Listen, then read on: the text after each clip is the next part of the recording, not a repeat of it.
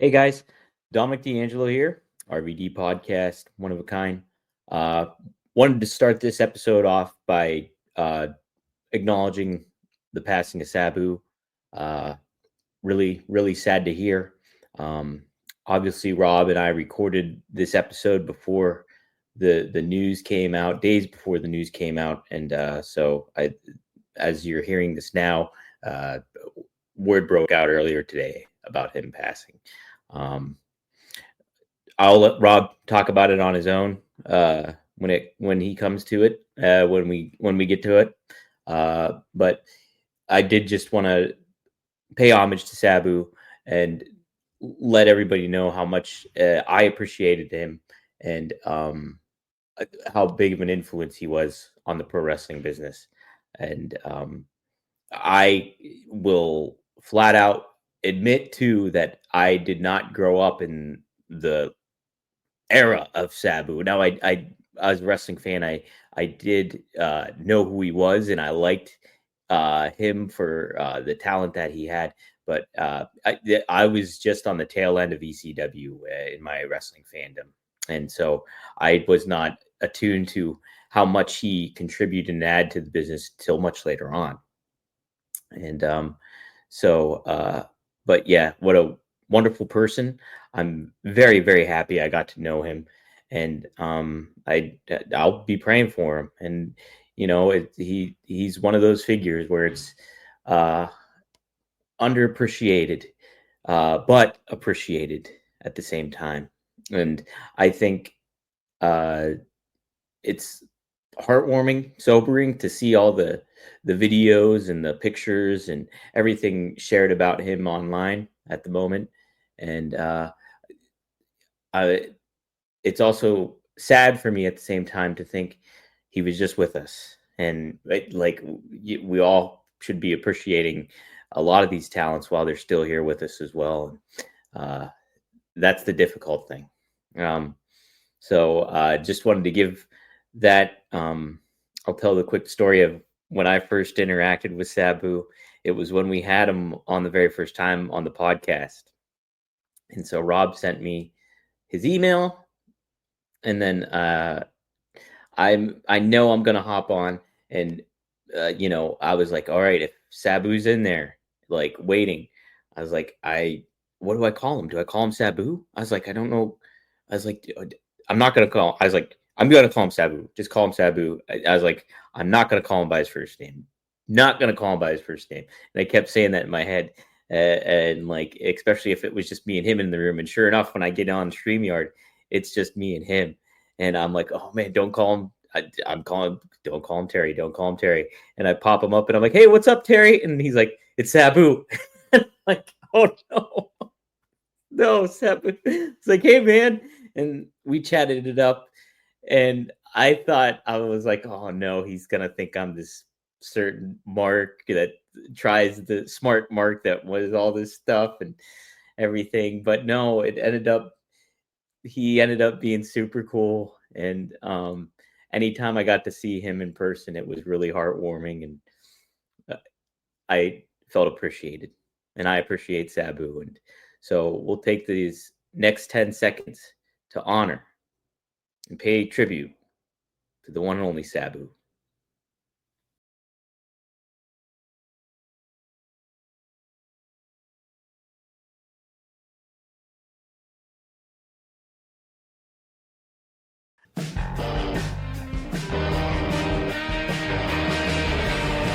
Rob Van Dam! Rob Van Dam! Rob Van Dam!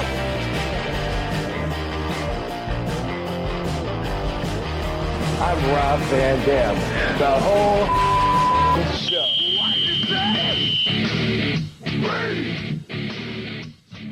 I hope. Okay, we're good. Hey, what's up? It's Thursday night. It is one of a kind. It's with who? Boom. It's with RVD. Rob. Trash night. Trash night, baby. How's it going? Did you Devon, Devon? Hey, Devon. get the trash. Get the trash. Hey. Cool. What up, Good to see you, Rob. How's Dominic? it going? What up, dude? Where'd I just go? Oh, it was in Michigan, Monroe, Michigan, for the Insane WrestleFest. I got to tell you, man, it's common, the norm for the fans when they come up and meet me and tell me how cool I am and how happy they are to be with me and how thankful they are for everything I've done. They almost always throw in, I love listening to your podcast. Dude, that's awesome. That's so great to hear. It's cool. It's cool. It's reaching out, and we're getting a hold of people and getting in touch. We're live right now, too. We got a lot of people in the chat already. Jem the Dawn, Brian is in the house, Michael, FJT. So shout out to all you guys. Triple E is in the house, too. But, hey, we have somebody else in the house with us today, Rob. Really excited about this one. Why don't you do it? Sometimes I feel like having a guest. Sometimes I feel like running my mouth a little bit more. This time I'm going to let my good friend KID, Kid Kash, do some of the talking. Boom. Let's get him on here. Kid Kash. KID. Hey. What's up?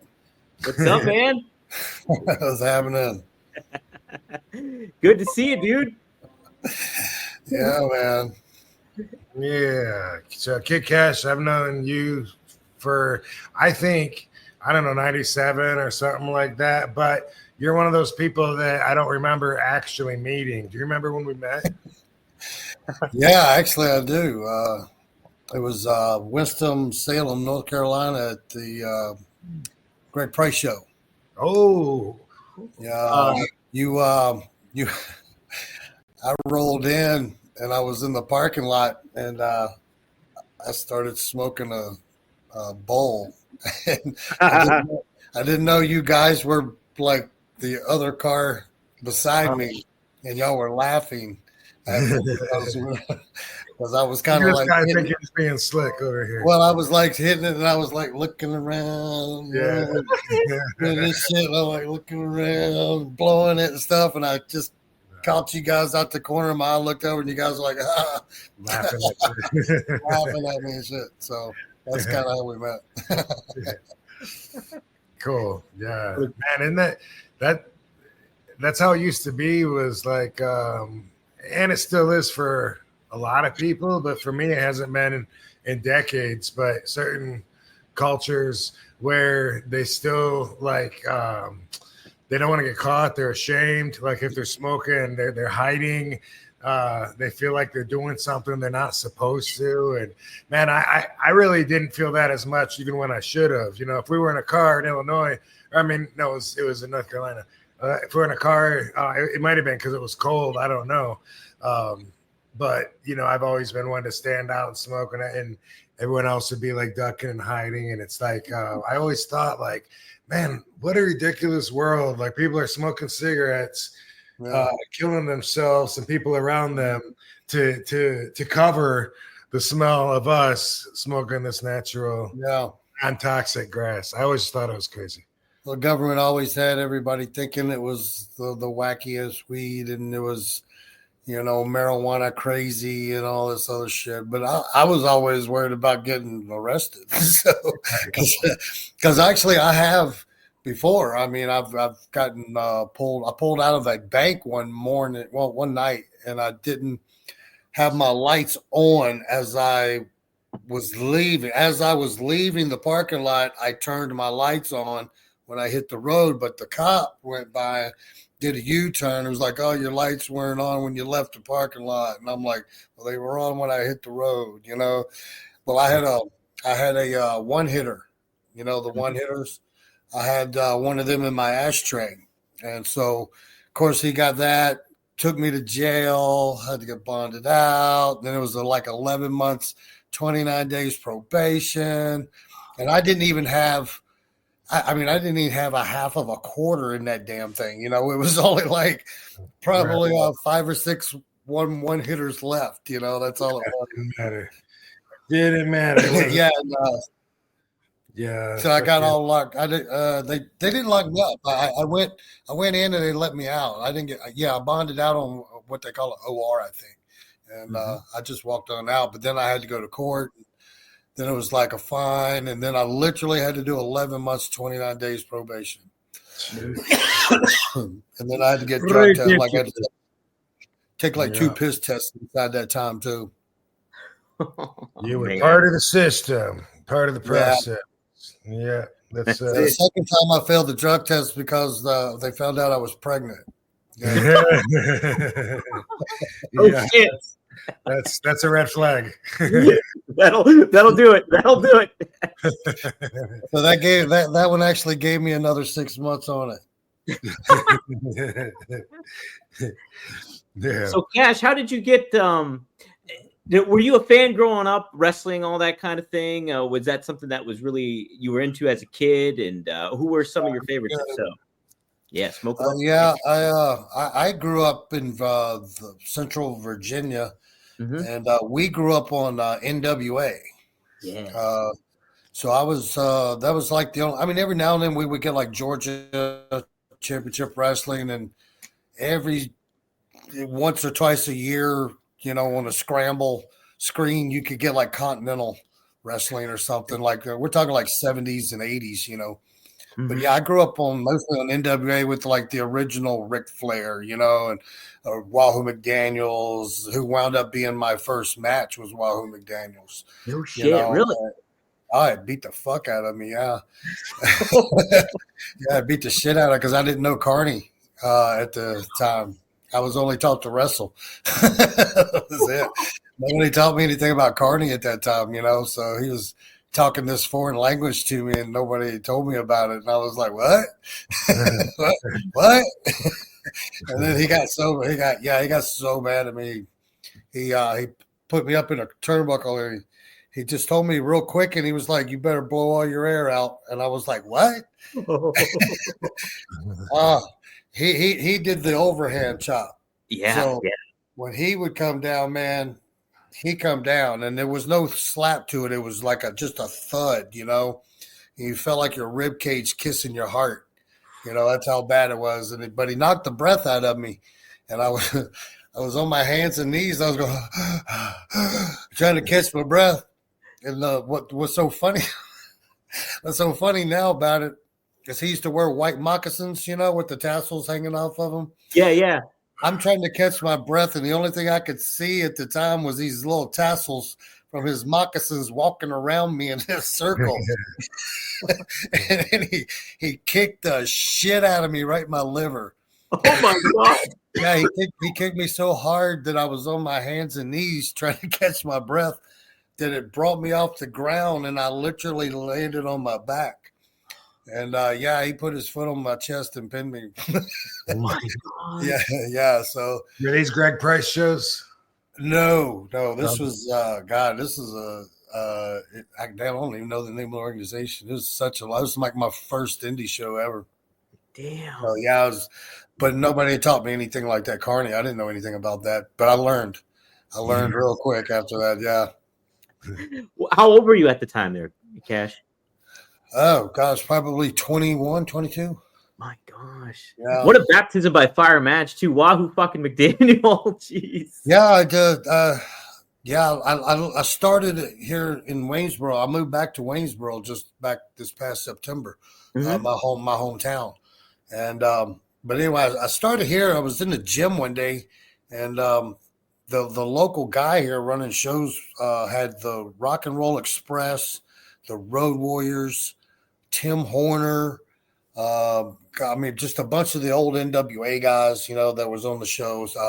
Got Terry Funk. But I was in the gym working out, and both Ricky and Robert came up to me, and he was like, "Hey, man, you look like Owen Hart." I was like, "Who?" I didn't know Owen Hart at that point. I didn't know anything about Calgary. We didn't even get WWE wrestling until like 1988. Yeah, it was. We didn't even get that. We would see it in the books, the wrestling magazines and shit like that. But so they was like talking to me, and it's funny. Road Warrior Hawk came up to me. He saw I was dipping, and he was like, "What are you dipping, kid?" I was like, "Copenhagen." He goes, "Oh my God, would you give me one?" And I was like, "Sure." So I gave him a brand new can that I just literally bought and only took one dip out of. He grabs the whole damn can and he just grabs He put the whole fucking can in his mouth. I mean, he went like the whole line. I mean, the whole bottom lip all the way across. And I just stood there looking at it like this. I was like, thanks, dude. You know, I mean, that was like $10. Yeah. So, but anyway, I was talking to Ricky and everything. So Ricky and those guys invited me to the show that night, you know, just to hang out. And we're talking about Waynesboro, Virginia. I mean, it's a lot. It's bigger now than what it was back then, you know. So it wasn't very big back then. So, you know, wrestling show was like, hell yeah, let's go check it out, you know. So Friday night went down, checked it out.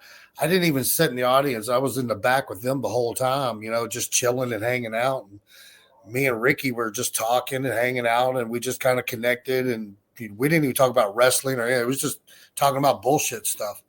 And Road Warrior Hulk came back in, and he just got there, and he was like, "Yo, I was hoping you was going to show up."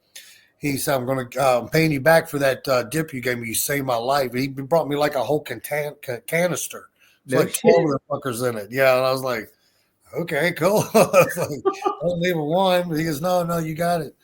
But after that, I just got Ricky's card and stuff like that, and I didn't really call him for about another year and a half or something like that. But just one day where I was a pipe welder back then, and I was just having a really bad day at work. I was into boxing and martial arts and some wrestling and stuff like that, you know, like amateur style wrestling throughout my teenage years and stuff. And I just wanted to do something like that. I didn't play football or baseball, stuff like that in school. I did boxing up until I was about 15. Oh, wow. From like 10 to 15. And then I did Krav, you know what Krav Maga is? Did some Krav Maga up until I was like 19. And just from there, I just piddled around with like some grappling type wrestling and a little bit of jiu-jitsu here, a little bit of Muay Thai there. Nothing to get a belt in, you know, just messed with it and played around with it. But then the wrestling thing popped up, and it was like, wow, this is interesting. And I got, you know, of course they lied to me. You know, they were like, oh, you'd be a millionaire, man. You're going to be a fucking millionaire. You're going to win the heavyweight. You're going to do this. You're going to do that, you know, blah, blah, blah. And I was like, all right, let's try it out. So I moved that day. I was on my lunch break. I went to lunch, and I was having a bad day. And that's when I called him on his little card that he gave me. And he said, you need to get down here because we're going on tour. You're going with us. Well, no shit. Yeah, and I was like, okay. So I went back to work, got my check, quit my job, went back to my apartment. I called my mother, my brother, and sister, and I said, come over here. They came over there, and I was like, take anything you want. Just don't leave anything in the place. You know, walked across the street, and I told the office that my job just transferred me to Tennessee, so I was reporting tomorrow. So they actually let me out of the thing, but I had done, you know, kind of banged the girl a couple of times, so it was easy to get out of, and it was, you know, I didn't have any trouble getting out of the contract. So I remember that about you. Banging the girl, yeah. Yeah. And now that you mention it, you know, I never did get my radiator welded. I'm still waiting for it. I'm still waiting on it. Yeah, what the fuck? Well, you know, it's like a mechanic. You work on everybody else's shit but your own, you know. Yeah, so I remember whenever there was a female around, you would it was impossible back in the day to bang a chick and not be crossing swords with KIV. Right. From the I don't think you had any trouble working there, to maids, to anybody. Nobody was up with it. Yeah, but from there, I just I left that day, and I met Ricky that night, and he took me to Johnson City, Tennessee, Smoky Mountain Wrestling. Yeah. Was going on there, and there was a house that all these wrestlers were staying at, and that's where they kind of went to whenever they first got to town, until they got some money they could pair up or get their own place or whatever, you know, the people that signed with them. And so that's what Glenn Jacobs, he was there. Anthony Michaels, he was there. Bunch of New Jack and Mustafa. Remember Mustafa? Oh, we had him on. Yeah, Mustafa was living there, and New Jack was coming up from Atlanta every week, and he would spend the night and stuff like that. But they was always clubbing and shit, and then doing everything, doing everything else, bringing the hose back. But yeah, I spent that night, got to know everybody, and then like 5 o'clock the next morning, Ricky's banging on the door, and he's like, "Come on, let's go." And I hadn't even unpacked my bag yet. I just grabbed it and we took off. We went out to the cars, and he was driving this 1979 Ford LTD Crown Victoria. I mean, it was just rusted out. Yeah, it was bad. And he goes, "That's your car?" Back then, I was driving a Geo Storm sports car. Okay? And a big hatchback in it and shit like that. And he says, "Is that your car?" I said, "Yeah." He goes, "That's a good looking car." He goes, "Good on gas?" I was like, "Yeah, it's real good on gas." He goes, "Good on gas?" I was like, "Yeah, real good on gas." He goes, "Good, we're taking it." So I was like, "Okay." So I go to get in. He goes, "What are you doing?" I was like, "We're taking the car, right?" And he said, "Yeah, I'm driving." He said, "I don't let nobody drive me around." Yeah. So we drove that car. I mean, but from there, we left Johnson City, went to Nashville, Memphis. That was the first time I met Jerry Lawler and any of the Memphis crew and stuff like that. That was pretty cool. And then we went to like these crazy towns in Arkansas, like Jonesboro, Arkansas, Pocahontas, Arkansas, Rogersville, Arkansas, Cape Girardeau, Missouri, Champaign, Illinois. Then we went to Texas, then back to Arkansas, then back to Tennessee. We was on the road for like 2 weeks. Wow. That was, but I didn't wrestle. I was just sold their gimmicks, listened to them. When the ring was set up, we would get in it and they would show me this, show me that. That was it.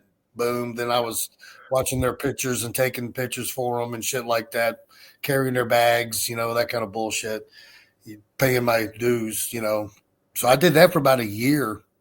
And then one day we were in Arkansas and Rob, you ever remember a guy named Bert Prentice? Yep. Okay. Well, Bert Prentice used to run a company called Ozark Mountain Wrestling. Down in Arkansas and West Tennessee, Memphis area. And I was just there with Ricky and Robert. And next thing you know, Greg Valentine wasn't going to show up. And his opponent was Wahoo McDaniels. No shit. Yeah. And of course, Ricky was like, they were talking to Ricky about it. And he goes, "Well, hell, my boy, he's got his gear. He'll work." I've never worked a match before. He said, "Hey, it's easy. Just get out there and listen to him. He's a veteran. Just listen to him. Whatever he says, you do." And I was like, okay. I got out there and he was like, "Frisk, fright, fernum, durnum." I'm like, what? I was like, what? He goes, "Frisk, fright, fernum, durnum." I'm like, the fuck is that? I was like, I don't know what that means, man. He just like starts slugging me and just pounding on me and everything. And he gets me on the ground. He goes, "You with it, kid?" I was like, "Yeah." Then he starts talking carny again. And I was like, what? And he said, "You say what one more time?" And I was like, okay. Then we started doing some shit and everything. He shot me off and he said something. I had no fucking clue what he was talking. Can you look the tears up, Kizik? Yeah. I was like, yeah. Like, going to punch me in his, he was like, "Pizzon's Kizik." And I was like, I hit the rope and I was just like coming off the rope, like, what the fuck, expecting something, But he wanted me to kick him because he was going to go for a backdrop, wanted me to kick him. But I just ran right into him. He bent over and his head hit me in the dick. Yeah. So, yeah, that really pissed him off. And then, he didn't get it. Wiped all the paint off his bald head. Yeah, it sweated off. Right. Plus, your dick. It would run down his ear, his neck. It's on your balls now, bro. Yeah. I got to paint his head one time. Yeah. Did you really? Yeah. Well, what's funny is later on, after that match, he beat the fuck out of me. Years later, I was at a show in Richmond, Virginia, and I actually painted his head for him. Uh-oh. Yeah, because I had another match with him. But the It's first frozen, match was baby. horrible. He just wasted. He just beat the shit out of me and then just pinned me and then cussed me out in the back, tell me I need to learn the business and if everything, blah, blah, blah. And Ricky stepped up for me there. But then about 2 years later, I wrestled him again in Richmond, Virginia. Completely different story. I in that 2 years, I really matured. I knew Kearney like it was like my second language. Fluently, you spoke it fluently then. Yeah. Even though when I got into, people were just coming off of saying, speaking it. Not too many people were doing it anymore. Mm-hmm. You remember the handshake? You remember the handshake, Rob? The little. Of course, yeah. Yeah, it was the most ridiculous thing I've ever seen. I hated that fucking. I asked the Sheik because I was getting heat, and like 90 and 91 for either squeezing too hard, or else they were telling me, to do it like a limp fish. And it felt weird. And then I asked the Sheik because he was still around for advice back then. I said, hey, what? The guys are telling me. Sheik said, you fucking grab their hand and squeeze it like a man. I said, that's all I need to hear. Yeah. I didn't know any better at that because nobody had talked to me about the handshake. But I started noticing that these guys at the shows were giving me these weird faces and shit whenever I would shake their hand. Yeah.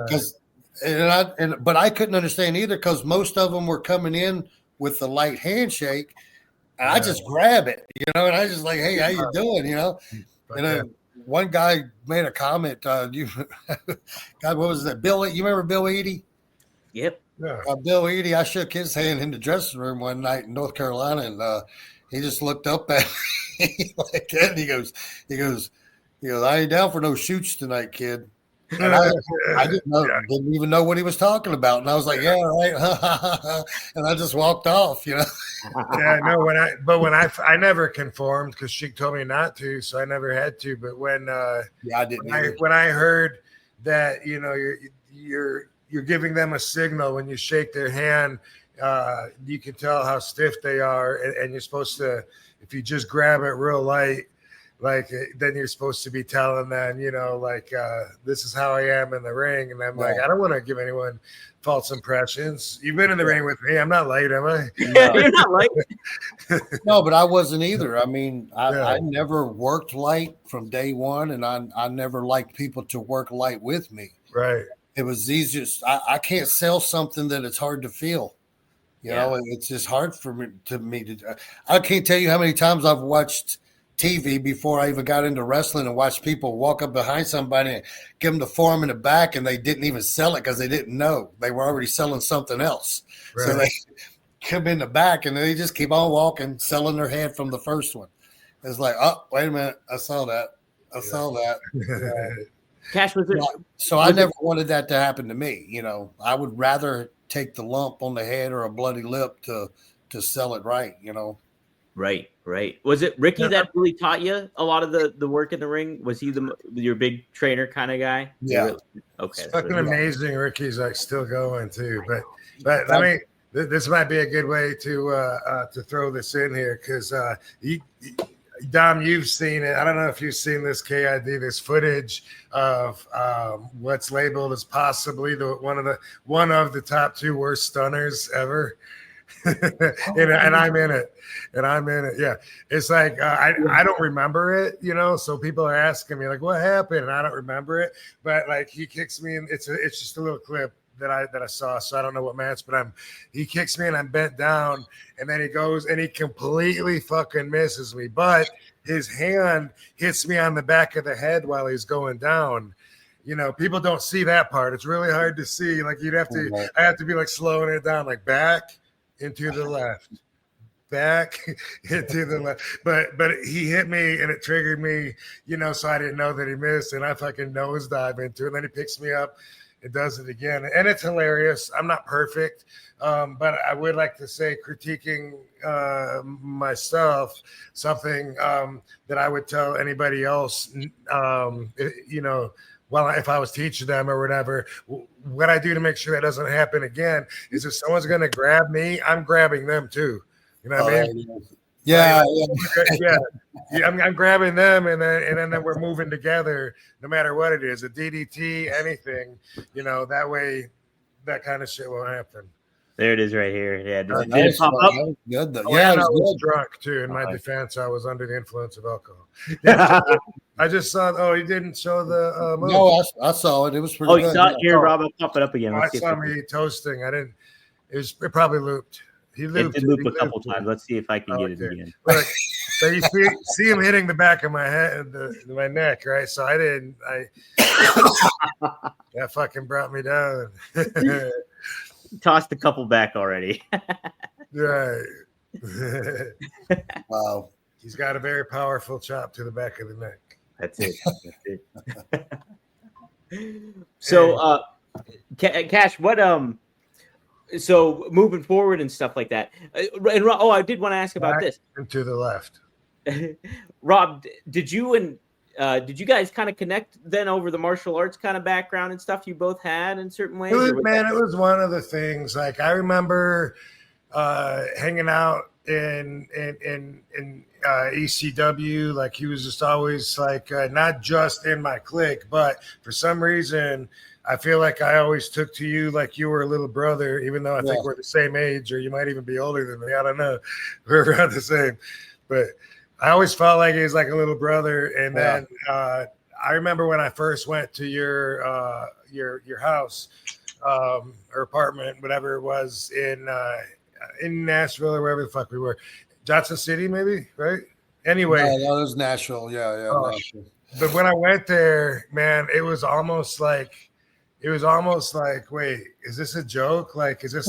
It was almost because you had it set up just like I have my place set up at home, like the same, same like swords on the walls, the same yin yangs, and I actually thought, like, is he a stalker?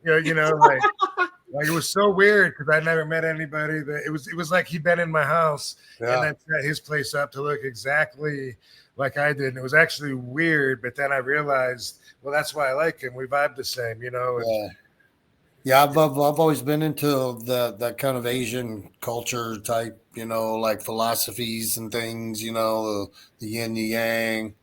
I have like this like sword collection from like every movie you can think of, like from the Dracula series to the Gladiator to fucking Lion. What was it? Braveheart. Yep. All of them, man. Yeah, and then I would go to like flea markets and shit and get the katana swords. Same. That's where I would shop too. Yeah. And I think we might have both been single at the time, and so it was like the way a bachelor would do without a woman's. Yeah. Total bachelor pad. That was for sure. I remember when I got married. Yeah, whenever I got married, that everything had to be boxed up. It wasn't allowed. Just certain things. The shit I had to really fight for. Yeah, it didn't go with the other decor. No, it didn't tie the room together, so to speak. Isn't it true? I heard one time while we were working out at TNA that you had RVD in a rear naked choke and you couldn't make him tap and he escaped. Is that true or? Do what? I didn't expect you to remember. I'm joking. One time we were in the ring fucking no, we were separate in the ring in the daytime at Universal Studios. We were in the ring anyway. You just grabbed me. You grabbed me behind to get me in a rear naked choke, and we struggled for a little while, and I got out of it. And I just thought I'd bring it up because I was proud. I think didn't you flip me on my head or something? Didn't you? I think I just was able to. You didn't pout. You didn't. I did because you go. That's what you said. You said, "Damn, you're just too strong." You flipped me on my head. You didn't power out. No. See, I got anyway, I was proud because I know you do some MMA fights, and I think that's really cool that you, that you do that because there's a lot of talkers, and then you had that spirit in you to want to go and fucking compete. And part of that is that you still want to test yourself. That's part of doing that, right?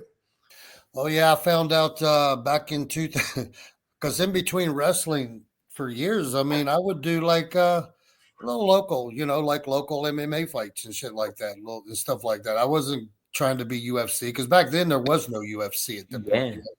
It was just little. How old were you at this time, though? I was between the ages of like 21 to 30. In between that age. I mean, I would do like little local, fights and stuff like that. But then the wrestling came more, prominent in my life as a career. I was getting booked, going everywhere and stuff. I was still similar paths with that too. By the way, you were talking about that earlier. Yeah, you were talking about all the different pieces of martial arts that you've absorbed without staying in one to get a belt. And I'm like, dude, this is my story. Like I was talking about before, it's actually weird. I did get a black belt in Krav Maga. It took me like 20 years to get it, but it was because it was on and off train. I trained very seriously from like 10 years old to 18 years old, right? But then I started wrestling, so it kind of started going to just training whenever I was home and stuff like that, So it took me a lot longer to get my black belt when I finally got it. But I never got any belts in like jiu-jitsu or any of the other stuff. I just took those classes to know, the meanings of them. Like jiu-jitsu. I never really was into jiu-jitsu other than to figure out how to get up off the ground if I got taken down. Oh. I never cared about doing chokeholds or anything like that or finding triangles on the ground. I just wanted to be able to get shoot on. And if I got to my back, I wanted to get back up because I'm much better on my hand, with my hands and my legs than I am on my back. I'm not a submission guy. I can choke the shit out of somebody if I get on their back, but I'm not looking for it. If it happens to happen, then great. Then I was more worried about getting up and getting back to the feet, So that's the jujitsus that I would take. I would take like the, the white belt level, just the beginner classes. But then I mostly liked sparring with them because those guys, that was my thing. I was more into sparring than I was for taking the classes,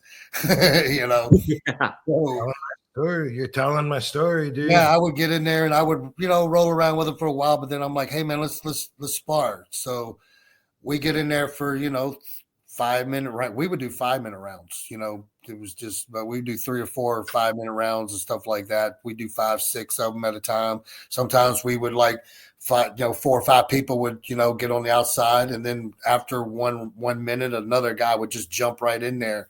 You just call it round robin. You would just go at it, with anybody and everybody. Whoever jumped in is whoever was in for that minute, I got a question. Like with Krav Maga, since some of some of the moves' intentions are to literally stop a fight. So how do you spar with that?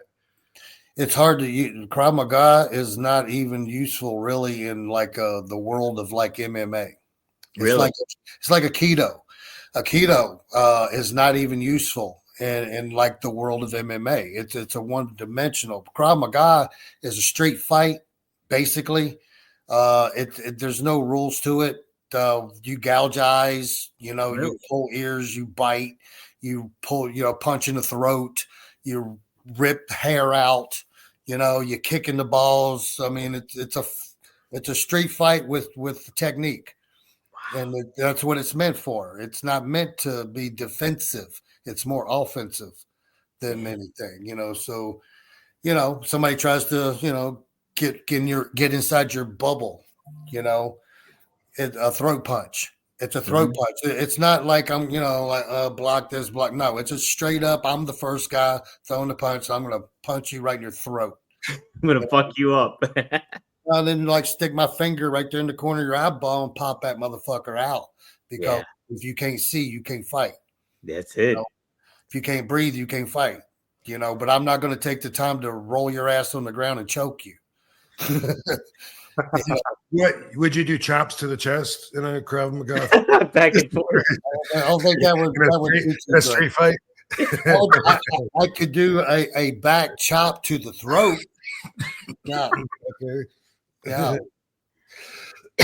Yeah, so we talked about it last week, Cash. What moves do you hate in wrestling? Rob gave his list. What wrestling moves do you hate to see? My all-time worst hated move, believe it or not, is the backdrop. Really? I've never liked taking the backdrop. I've hated it my whole entire career. I was never good at taking the backdrop, but a couple of times I just floated and took some nice ones. But I just, for something about it, I just couldn't fucking hate them. Somebody would say backdrop. I'm like, no, man, come on, let's do something else. Let's think. Everybody's doing that. That's such an old move. Come on, man. Yeah. I don't know why, but I just hated the backdrop. And I see that ain't really. Oh, that fucking move he does whenever he sets you on the rope, and Fonzie would put that chair in your fucking. Oh, the Van Terminator. Because sometimes, every now and then, he would crash that fucking chair right in your fucking face. Yeah, Fonzie would do that, and I would get blamed. He would just hold it, and he would just wait and time it. So right when my foot's about there, he'd be like, "Bam!" Oh, Hey, Daddy, I got Kid Kash today. Got him, Daddy. Yeah. Got him, Daddy. Well, that was a rough one. Yeah. No, but he's asking because like he's talking about wrestling today, how it's changed, because you and I are both old school, so he knows that like I hate the is it not the Oklahoma The Spanish Fly, Canadian Destroyer, and the Canadian Spanish. Destroyer. Yep. Well, Yeah.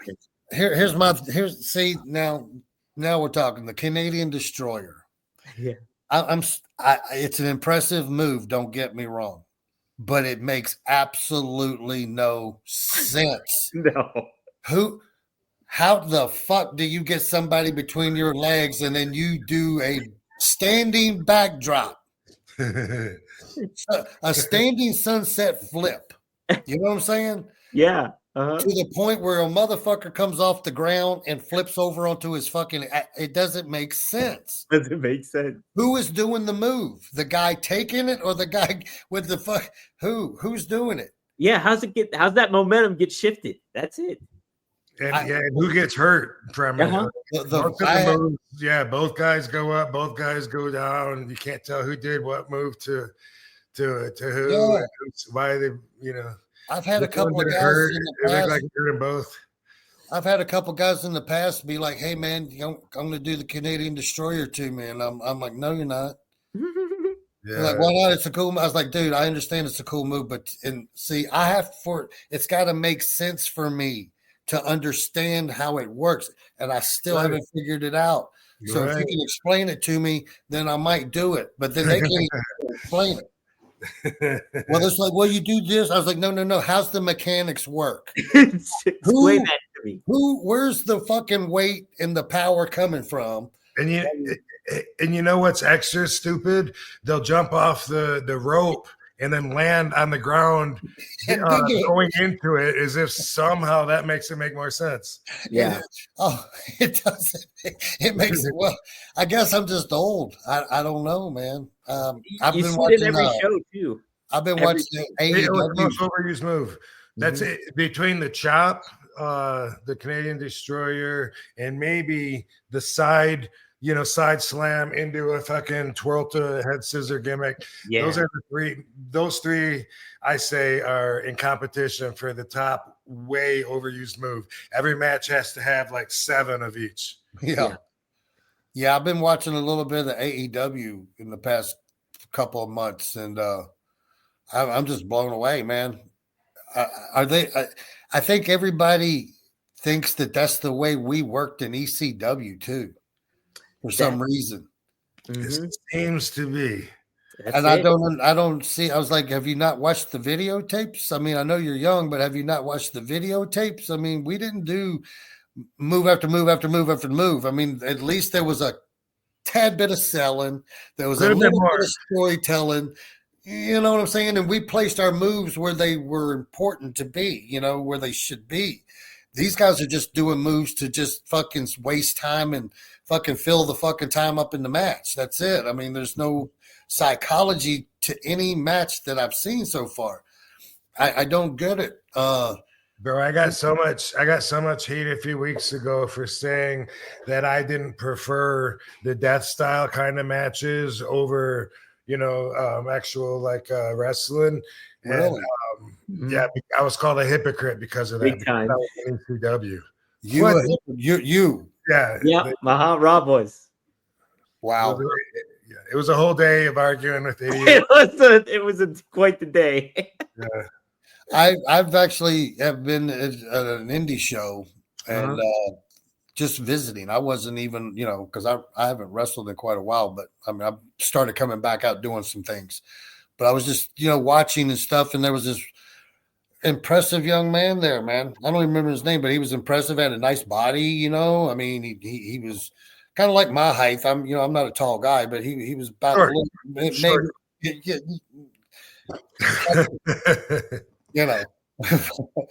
yeah. So he was maybe about an inch taller than me, and I was like talking to him in the back, and stuff, and I was like, yeah, it's like you got what it takes, man. I was like, so far I haven't seen you work yet. So he's telling me his match in the back and stuff like that, just telling me. And then I'm like, why are you doing all of that? I mean, you only got like 15 minutes. I mean, so I think that's with the entrances too, so how about just starting like with a little bit of wrestling, headlock, shoulder tackle, step over, kip up, sweep, something exciting, to get the baby face over and shit like that, maybe a little dip out the rope. Everybody's high flying here, maybe a little plancha to the floor, just trying to give them a little advice. And he was like, what? He goes, that's kind of old, isn't it? Nobody does that stuff anymore, I'm like, what the hell you mean they don't do that anymore? Like, that makes it all the more valuable to do it now. Yeah, and I was like, telling him, it's like, yeah, after you do that, calm it down, headlock, take over, and just let the crowd fucking let them bake a little bit, and then start filling them up and down, trying to tell him how the roller coaster that a wrestling match should give a fan. That it should be up and down, But yeah, these kids like, nah, that doesn't make sense. And I'm like, what do you mean it makes sense?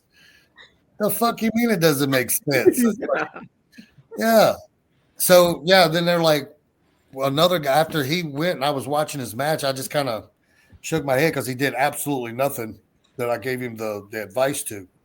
Well, it's like there's like almost 2 generations missing of being trained the right way now. Well, he comes in the back and he was like, "Did you see that?" And I was like, I paid it off. I was like, "Hey man, good man, good." Like that. He said that looks a little sarcastic. I was like, well, it is a little bit. I was like, I was just trying to help you out. I was like, listen, you got a bright future. You'll figure it out, man. Don't, trust me. I figured it out. And I had Ricky Morton in my ear and I went against so much shit that he was telling me. I was trying to figure it out on my own, Some things worked and then some things didn't, So I was kind of what I was telling him. Well, he goes and tells another kid that Kid Kash is jealous. What? Yeah. Kid Kash is just jealous because he couldn't do that shit. Yeah, that's so insecure. Like such. Yeah, I think he said that. He's like, yeah, I guess it sucks for him to be old now, huh? I was like, you little motherfucker, I would fucking blow your ass up even at 55 years old. I'd blow you up, and I wouldn't even be working hard. No, Yeah, I just pull Ricky Morton on his ass. Old Southern style match. That's fucking it. Shit, and I would have him blown up. You'd have to go Wahoo on him. You know what? What's weird? Well, I'll just stick with that word for now. But I remember being young and being a punk and coming into the business and thinking, for me, one guy that stands out in my mind was Stan Hansen. Oh, yeah. Used to tell me in Japan, right, that he would always act like, because I'm, give me a backdrop, I land on my feet, right, and I fucking route back handspring and dives, and he would always put my whole style and me and my whole position, even being there in the company in the dressing room, to shame, and he like we'd be going over a match beforehand, and he'd be like, he always called me Claude, and he'd be like, tag Claude in, and let him do all his silly shit with the young boys, and at some point, bring me in, I'll see if I can get them to start believing again. And that was like, I knew that he kind of liked me, and there was a little bit of humor to it, but he always was saying that. And so when I look back and I think about, because he really was frustrated, because I'd see it, especially on long tours, when he'd be like, what the hell do I know, though? I'm 55 years old. What do I know? And I remember, thinking like, man, he just needs to move his way out, man. The fans are cheering because of the shit that I'm doing, and my ego would make it hard for me to understand what was going on. So, I feel partially responsible for bridging that gap. And when he didn't think, when he thought that I was a demon seed that was going to come in and change things, I kind of feel like, how can I say he was wrong? Well, yeah, I mean, but his era, like Ricky did the same thing to me. Ricky trained me. Mm-hmm. But like I said, I mean, at that time, I tag teamed with him for like 5 years. So I was the high flyer of the group. But to them, high flying You were David, Tyler, Morton, Jericho. No, I was just David Jericho. That was it. Yeah. But really? Yeah. So you were Morton, dude. Weren't you Morton? Well, not till I went to ECW. Okay. The first time I was in ECW. So you were Morton in ECW? Yeah. Well, the first time I went to ECW, I was Davey, Morton, Tyler, Jericho. Whoa. And then it turned into Davey, Morton, Tyler, Jericho, Paisano. Yeah. Van Dam. Oh yeah. Were you part of the FBI? Well, me and Guido. Yeah. That's right. I didn't know that. I was from the Italian suburbs of Nashville, Tennessee. Probably where Tracy came from too, huh? Yeah, right. Yeah, they said the exact same thing whenever we were up there. Yeah. Awesome. Yeah. But yeah, but I would do the same thing to Ricky. I mean, after we quit tag teaming, I just woke up one day and I'm like, man, I need to get out on my own. I need to make my own name. I've been working with him, and they just look at me as the one, the new guy of the Rock and Roll Express and all this stuff. And, I don't want to be that. I want to be somebody else, Mm-hmm. So that's when I started kind of breaking away from them on my own and started getting booked by myself and stuff. Then I would come back later on, a year or two later, and tag with Ricky, and I'm doing this really big high flying shit, because when I was with them, they only wanted me to do drop kicks off the top rope. Oh yeah. Or maybe the standing the victory roll, leap up on the shoulders. That was high flying to them. Because that's all they want to take. Yeah, well, yeah. But then whenever I would come back around, after about a year doing my own shit, going down to Mexico or something like that, coming back, and then I would be Hurricane Rana's off the top rope. Oh yeah. He's like, "What the fuck are you doing? What the fuck are you doing? Who does that shit? That don't mean nothing. Here's what the crowd did. Here's what the crowd did. Nothing. You know what? You were moving around so goddamn much they couldn't even tell what the fuck you were doing. So how they gonna cheer for you if they don't even know what the fuck you doing? Hell, they couldn't even see half the shit. Why would you do that? Who taught you that? Why? And then I would be like, yo, look, man, you're just mad because your ass can't do this shit. Right? No bullshit. I'm not mad about that. I don't give a fuck about doing that shit. And I know how to wrestle. And I was like, yeah, you know how to wrestle. I know how to work. And then, oh man. Even though I don't know why he didn't disown me, because I mean, after a while, I mean, I was like, getting like arrogant there, Yeah. I was like, I can do shit that you can't do, motherfucker. And then he was being like, fuck you, you don't know how to wrestle, you don't know how to work. That's not work. That's this today's work. What you doing was old school shit. That's ancient. Nobody does that no more, Yeah. But I called him up. God, I was in the business probably 15 or 16 years, and I went to the WWE. Yeah. And the WWE, Rob will tell you, the WWE will calm your fucking ass down from anything that I was doing before. They did not want that at all. So they sent me down to Georgia to calm me down for a couple of months. And then I came back up, but I understood then the whole side of it. I understood the longevity of wrestlers, the entertainment end of it, preserving yourself. All these years I was destroying my body, hitting a concrete fucking floor when a guy would miss me when I did a tope out of the fucking ring and nobody would be there. I'd smash my back, hurt my hip, break my knee, break a leg. And also, dude, one point that you're not bringing up, because I mentioned this before on here, and I was talking about wrestlers that don't travel around to different organizations. They can't be as well rounded. No. And as an example, once wrestlers have gone to WWE and they learn to slow everything down and shit, afterwards they work different than they did before they went up there, even if they could totally change to how they used to be. But they understand the thing I was going to say, and that's making everything mean more, right? Yes. Yeah. And that's what Ricky had always tried to tell me.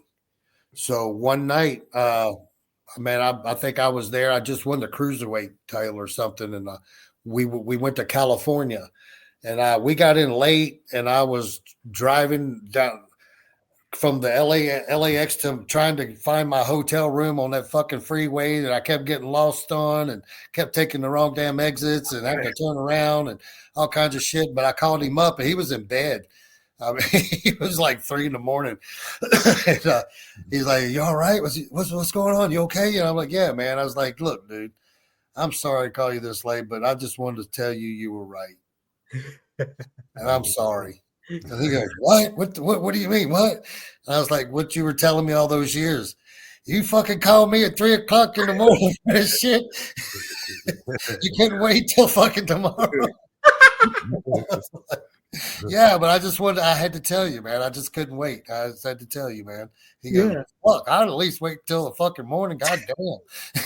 Let me have a cup of coffee first or something. Yeah, but he called me the next morning. He called me back up, and he was like, "See, I told you. Told you." That's part of the process. You got to go through those different perspectives. Absolutely. It's got to mean something. All that shit you were doing didn't mean nothing. You were everybody's. Yeah. And that's how we feel when we he called it cheap pop. He's like, and now they've taken that. Did you see? I think that what's getting me about AEW is they're really pushing guys that I've never even seen or heard of. You know what I'm saying? I mean, these guys are coming out of nowhere, and they're really pushing them hard. But I mean, I'm sorry. There's just I feel like they really do need to do some major weeding out of their dressing room, man.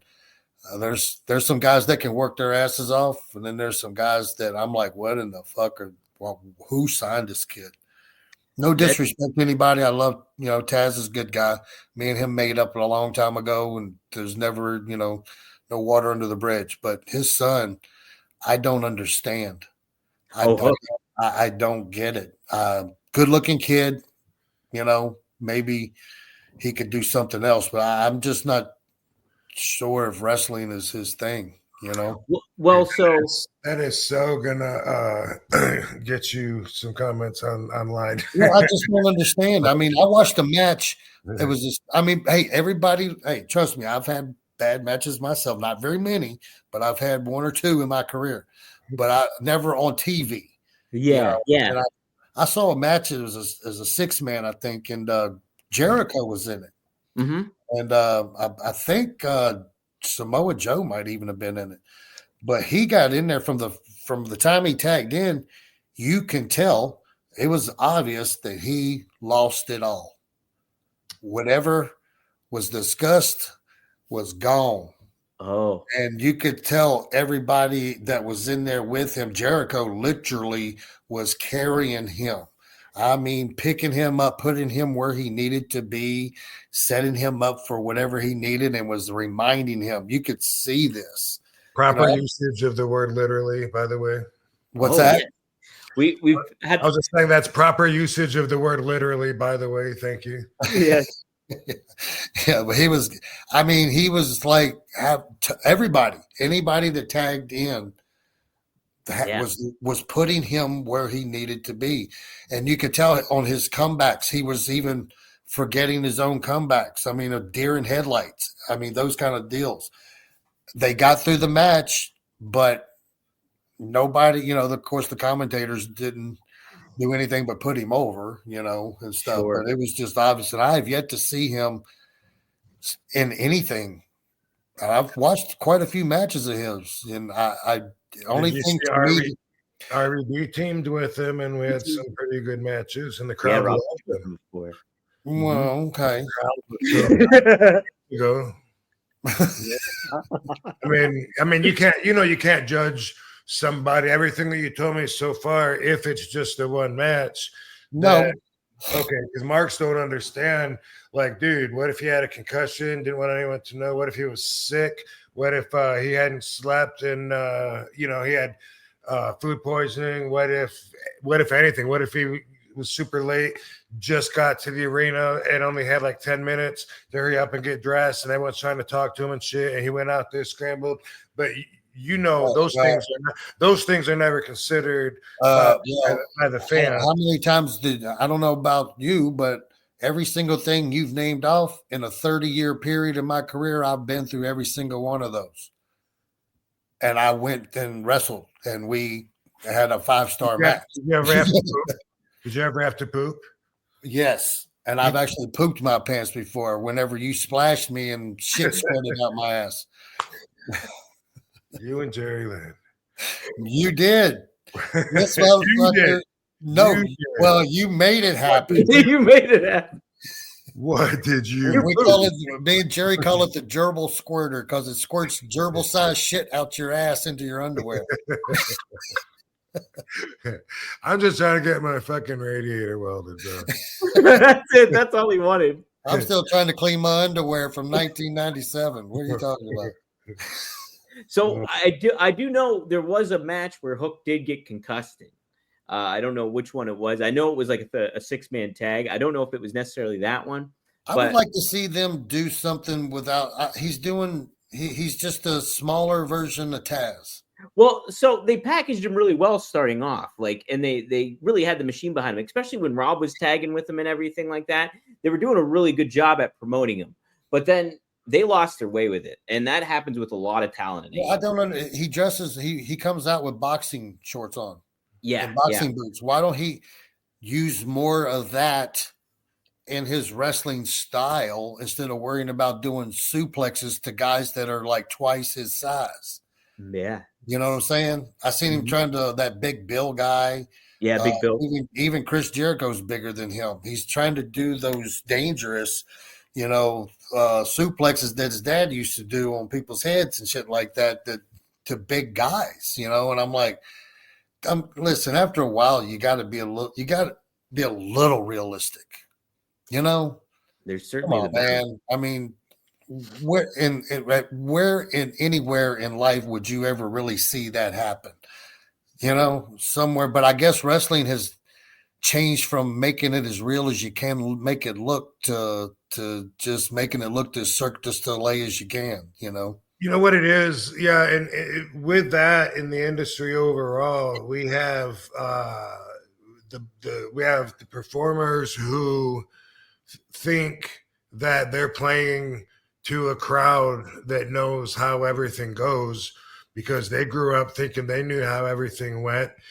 And then they got into the business, took the business over, made things exactly how they thought it was. So that's why we lost a lot of the old school stuff that was there. But now they think they're playing to a smart crowd. So they're like, oh, the crowd's not going to mind that I'm holding on to your hand and walking all the way around the ring on the top rope.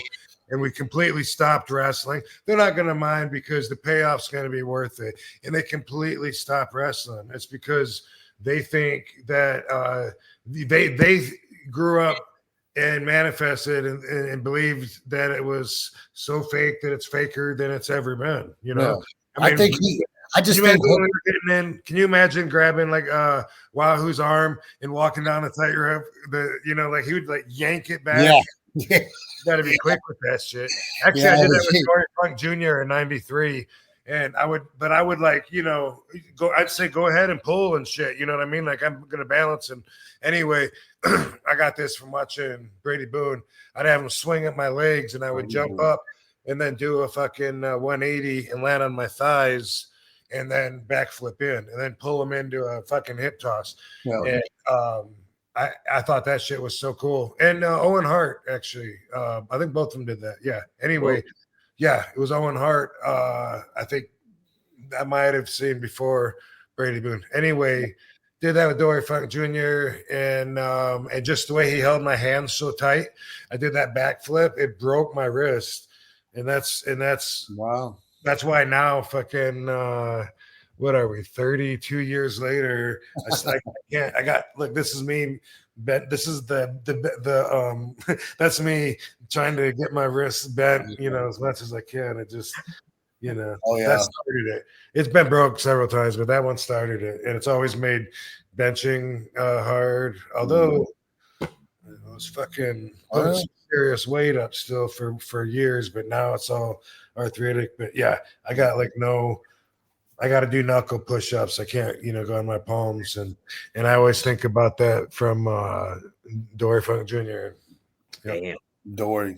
Yeah, I think if they just gave Hook a little bit more of a gimmick change, to his style, I think he would get over a whole lot. I don't think he's getting over like he did before. He was getting over big time. When he was coming out, they were popping for him, but he's not getting that anymore. Mm-hmm.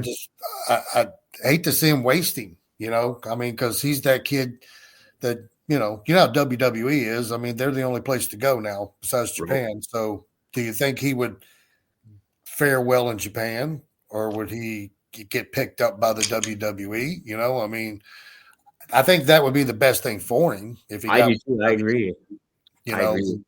Then they can really work with him and, hone his skills better, give him a better character, probably.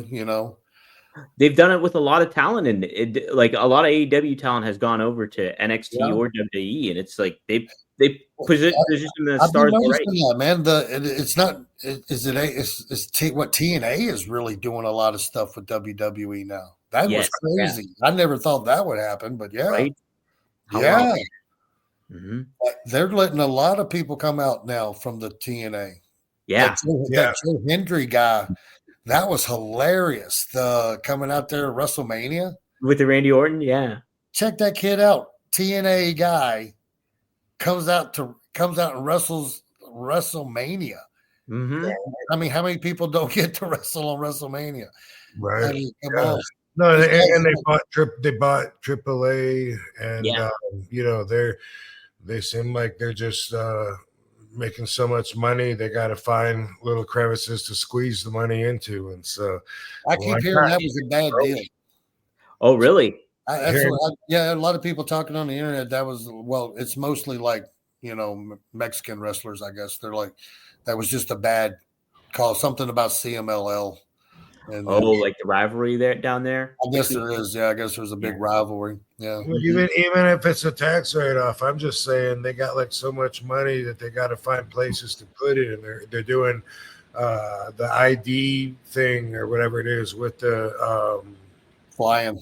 Yep. Yeah, with the independent scene, and they're like partnering with other companies that they never did, and. I wouldn't be surprised if they just start making more acting TV shows. They can do whatever they want. I feel like the fans are always going to support it, and that after this many years, everything has been set up so that they're like funneling in so much support. While at the same time, if they're even like making cuts and here and there, it's just gonna get better. But I just think that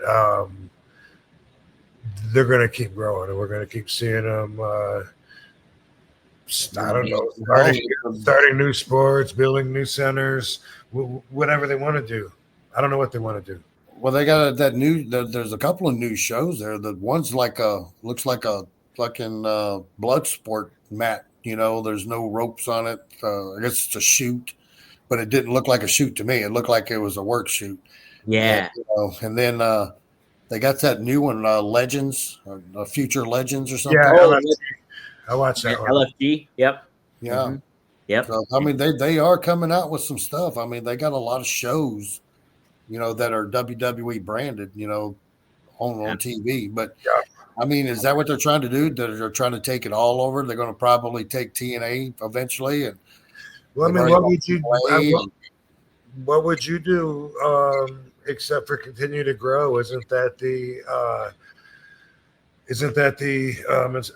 incentive and agenda and goal for all companies, especially big conglomerate companies, is just to continue to grow? That's exactly what good business is. That's what you think the people will still watch after a while if they own everything? Bro, but they're paying $40,000 to sit in the front row at SummerSlam. It's crazy. Did you see that? $40,000 for one ticket. Are you freaking kidding me? It's nuts. And they just did this at WrestleMania. They charged up the ass there. And did they sell out? Maybe someone could argue, but they fucking had a lot of people. If they were, I don't know if they sold. They didn't sell out. Actually. They had a definitely really, really good attendance. It was like 124,000 people over the 2 nights. Oh, did they say they sold out then? Don't know. Can't remember if they did or not. I can't remember. Was that per night or both nights? That was both nights combined. 124,000. So each night was about 50,000 people then. Something like that. Yeah, about like 60 something. That's a small arena, really. I think the tickets have been bumped up a little bit on the average for. It was in Vegas. It was in Vegas. That's probably why. Yeah. I was hearing like 15,000 per night. Prices around that area, and then now for SummerSlam, that's $40,000. So as far as like, will fans quit watching it if they own everything? I don't think so. I think that they will. I think the wrestling fans would vote The Rock to be president of the United States, and expect and expect half the locker room to be his cabinet and his fucking security. They'd be cool with it.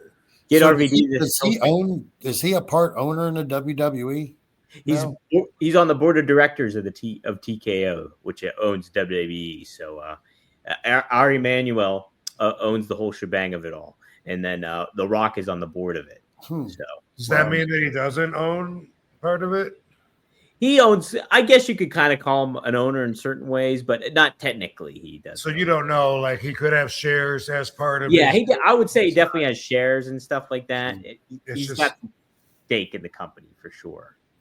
But so I guess that's not common knowledge, or if it is, you don't know. Whatever. I'm not sure about the particulars of it all. I just know he's on the board of directors for. So do you guys think in any way that AEW is any kind of competition for WWE? I don't think from WWE's perspective, but I think for the fans that are because the AEW fans, some of them, the ones that are online anyway, they're really like so supportive that they attack if they think that someone is saying anything negative about AEW because they want this movement, and to them it's competition because they have a choice of what they're going to watch, and then they choose to watch AEW. So, not when it. I don't think when it comes to all the big overall numbers, what do I know? But it is for them. And besides that, I feel like they want to do their own show, and because of that, because they want their style to be a little different. Then I feel like from that perspective, then it's not competition. Mm-hmm. But anything that's on TV, technically, Wheel of Fortune could be considered competition. I just see that they do like Wheel. they do so crazy shit. Fortune. They do the high flying stuff, and then they'll go do like the death match stuff. Did you see the spiked bat thing? Oh, we talked about that. Yes, sir. Suplex on Yeah. the. Yeah, I don't know if that was gimmicked or not, but it looked like it was stuck in that dude's back, man. it did. Yeah. I said that's not for me. That's not my preferred style. And the fans got so And the bugged. fans got angry at Rob for that too. Well, you're ECW. You're a hypocrite. We didn't do that. But we That's it. That's the way they remember it, though. we did barbed wire matches and stuff like that. We didn't do baseball bat with fucking spike nails in it, batting the shit out of each other. But trying to be extreme, you're always trying to push it to the next level. That's what being extreme is about. Well, after what I saw, the only thing that's going to be more impressive than that is somebody actually gets killed. I mean, that was crazy. I honestly, I was in ECW for crying out loud, so I know what extreme wrestling is. You know what I'm saying? We didn't do death matches. And me and you weren't New Jack and Vic Grimes going from the fucking from the ceiling of the place to death. Yeah, we weren't Terry Funk and Mankind either. Cactus Jack. We didn't do any of that. But I didn't do any matches. I never even. I mean, the worst thing I ever saw Mick Foley do was a Barbara wrapped bat. That was his gimmick. Like everyone kind of had like their gimmick. Yeah, that's how it was.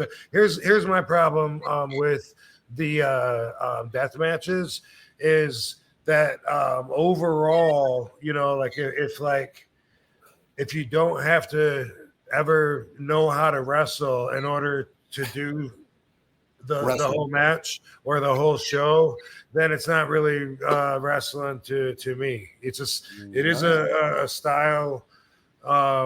It definitely has some followers and stuff, but it's when you're a kid and you can do the same stuff if you want to kill yourself, light yourself on fire, then it's totally like not the same thing that we're doing. Just like collegiate wrestling isn't the wrestling that we're doing. No. Yeah. Well, I can't tell you I've seen any death matches that ever had wrestling in it.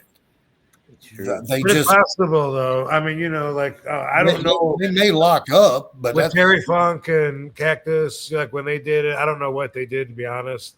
I'm sure it was classic matches. Well, I did see some stuff from Japan where they would hip toss each other into the barbed wire, the exploding barbed wire fucking platform, and they would hip toss them, boom, and then they would like land on it, and then it would explode up under them. Yeah. I guess for me, what it would take would be at least somewhat of the psychology. Like when I remember Sabu doing barbed wire matches, he would do a lot of the same stuff that he would do as if the ropes were there. Even the chair, top rope, or whatever into it. Have you seen that video of his last match? Yeah. I was there for that. Did you see the one where the board was up against the barbed wire and he slung him in and it just went straight out? Yeah. Holy shit. Yeah. I saw him last weekend. And I was like, "Are you all right?" He goes, he said that wasn't supposed to happen. He goes, sometimes the barbed wire, he gets a little loose and stuff. And I'm like, Jesus Christ. I talked to a lot of fans and they all said that they were not disappointed. So that's awesome. From what I saw of the match, that was crazy shit. Sabu was telling me too how like he typically wanted them to like double wrap it, and they didn't necessarily do it the right way on there. Yeah, that's what he said. He just went right through it basically. So it was a good match for what it was. I mean, that was crazy shit. But it was. Wow. It was. The crowd was into it too, big time. I'm surprised he didn't break his damn neck. You were there, right? Yeah. Mm-hmm. Yeah. I was there. Fonzie, that was a hell of a jump, man. That was a Fonzie thought he busted his head open. That's what he thought when he went through there. He was telling me yesterday. He was like, I thought Sabu busted his head open real bad, and luckily he didn't. But he was definitely not a little silly too. Yeah, crazy stuff. Hey, Cash, before I forget too, I wanted to ask you too, how did the Kid Rock thing kind of come into play for you?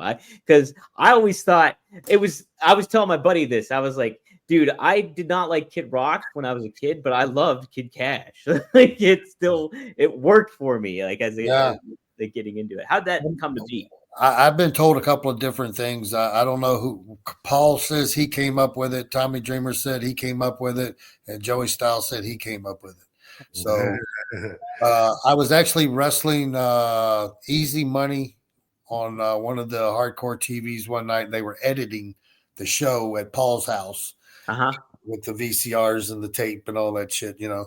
And at the end of the match, because me and Easy was the main event there at the arena that night.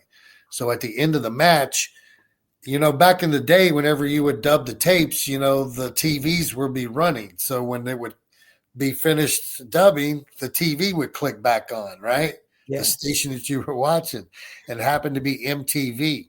And at the end of the match, I stood up on the rope, you know, and did the thing. And my hair, I had long hair at the time, you know, and it was down in my face.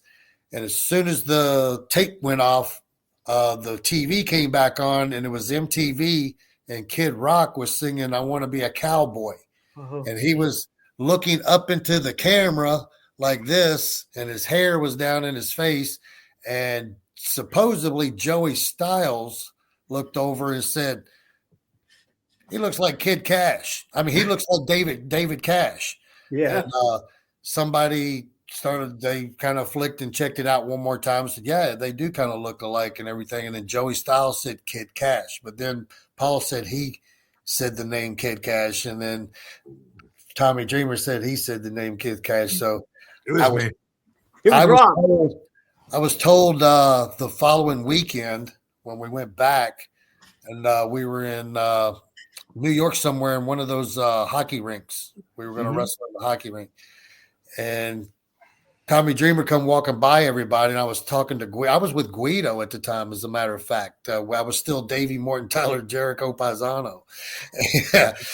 So he came back, and he walked through us, and he was saying hello to everybody. And he passed, and he stopped, and he turned around, and he goes, "Oh, yeah, David Cash." And I was like, "Yeah." He goes, "You are no longer Davey Morton, Tyler, Jericho, Paisano." I was like, "I'm not?" He goes, "No." He goes, "You are now Kid Cash." And I was like, "Okay."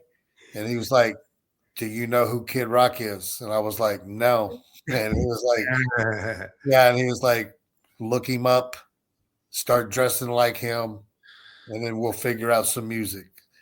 I'm like, "Okay." So Jason Knight actually dove on that. He knew, I guess he was into Kid Rock. So he's the one that suggested I use Ba with the Ba, the entry music and all that stuff. And then he gave me a couple of pictures of what Kid Rock looked like. So back then we had that store Hot Topic. Yep. Oh, yeah. So that's where I got the black pleather pants. Rob actually bought me, I still have it.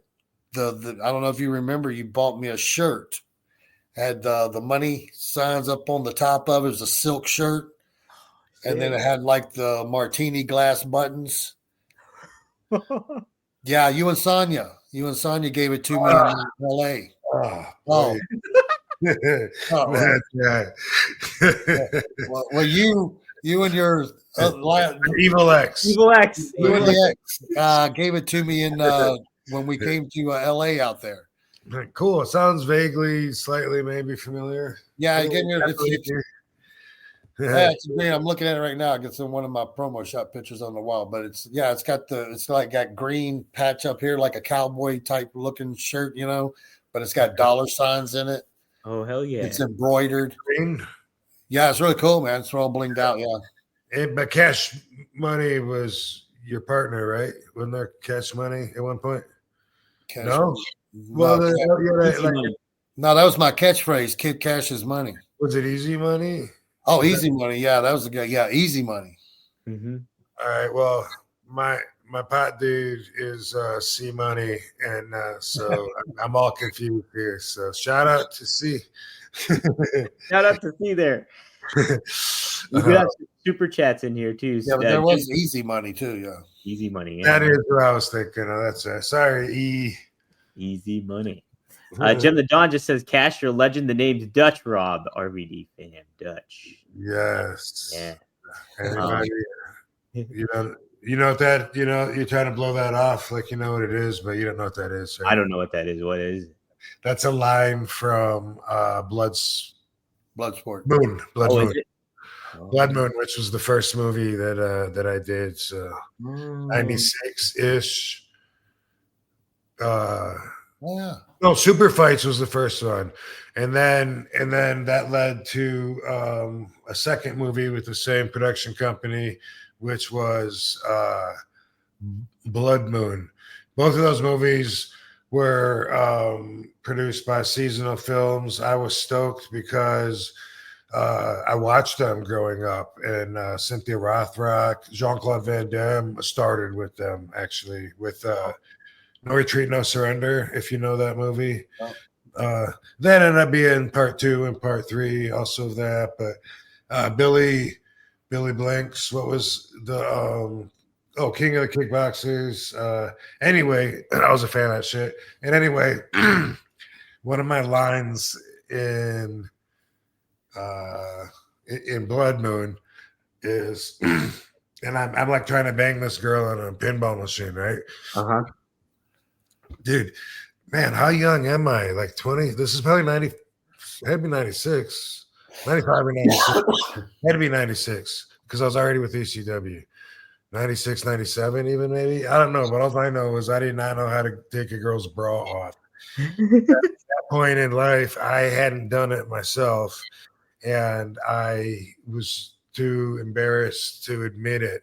I just kind of said, "Oh yeah, I'll get it," and I wasted so much footage and time for everybody because they wanted her tits to pop out, and time into action, they'd be like, kissing and stuff, and I'd reach around back and I'd say, "You motherfucker, God damn it, open, you son of a," and I kept, and she even one time between takes said, "By the way, it's clicking to the left, okay? I'm gonna take help." I was like, "Oh yeah, I got it." But I was for some reason, like my ego would not let me take the help, and I didn't even think about it as being a scene. I started thinking of it as a challenge or whatever. And so in the final scene, in the take, her tits don't even pop out. I could not get it. They decided to move on. And this dude comes in saying, "Hey, bozo," or whatever his line was. I don't know. And I go, "The name's Dutch." But I'm really pissed because I couldn't get them titties. I couldn't get them titties. It was fueled you. Apparently, by that point in life, every time I seen the titties, the bra was being undone by the owner of the titties, not me. And I did not get the push together. I didn't get it at the time. And man, that's just a good example of being young and stupid because I should have just said, "Okay, let me try it one time off, and then got it in one take." But I was. And you know what? It was that girl, by the way. This is a long story, but the night before, like she wanted to get together so we would be comfortable shooting, but I think I had my Evil X with me or whatever. And then like right before we shot it, I hadn't even talked to her hardly or anything, just met her like, "Hi." And so she was like, "Well, at least give me a hug, so I know you, And so it wasn't like two real professional actors, that had really had a lot of experience or whatever. But man, I really thought I'm gonna rip that fucking bra off this time, but we never saw the titties. Never saw them. No. Dang it. Man, left on the cutting room floor. Yeah, my bad. Sorry, everybody. You're supposed to see some titties. Because of me, you didn't see no titties. No titties in Blood Moon. It was 1997, Rob, was when the movie came. That makes sense because I knew that I had done Super Fights first and then Blood Moon second. And I knew that I'd started with ECW because I had to be at a show. We were filming in Hershey. Why do I always think Harrisburg and Hershey are the same place? They're close. They're pretty close. I always think that in my head. So I guess we were in Hershey this night. No, Harrisburg, because maybe we were wrestling. No, I had to catch a flight. Anyway, I went as a zombie because I pushed it so far. My scene is a dead body in the morgue that I was doing after the dude kicked my ass when I got all cocky with him and said, the name's Dutch. Dude kicked my ass, killed me. Probably killed my girl too. I don't know. Or Definitely no titties. she probably left with him if not. But either way, whatever he wanted, he was in control. I had a scene and it kept getting later and later and later. It wasn't my fault. I was just doing nothing. I was dead. But the actors had like a really long dialogue scene.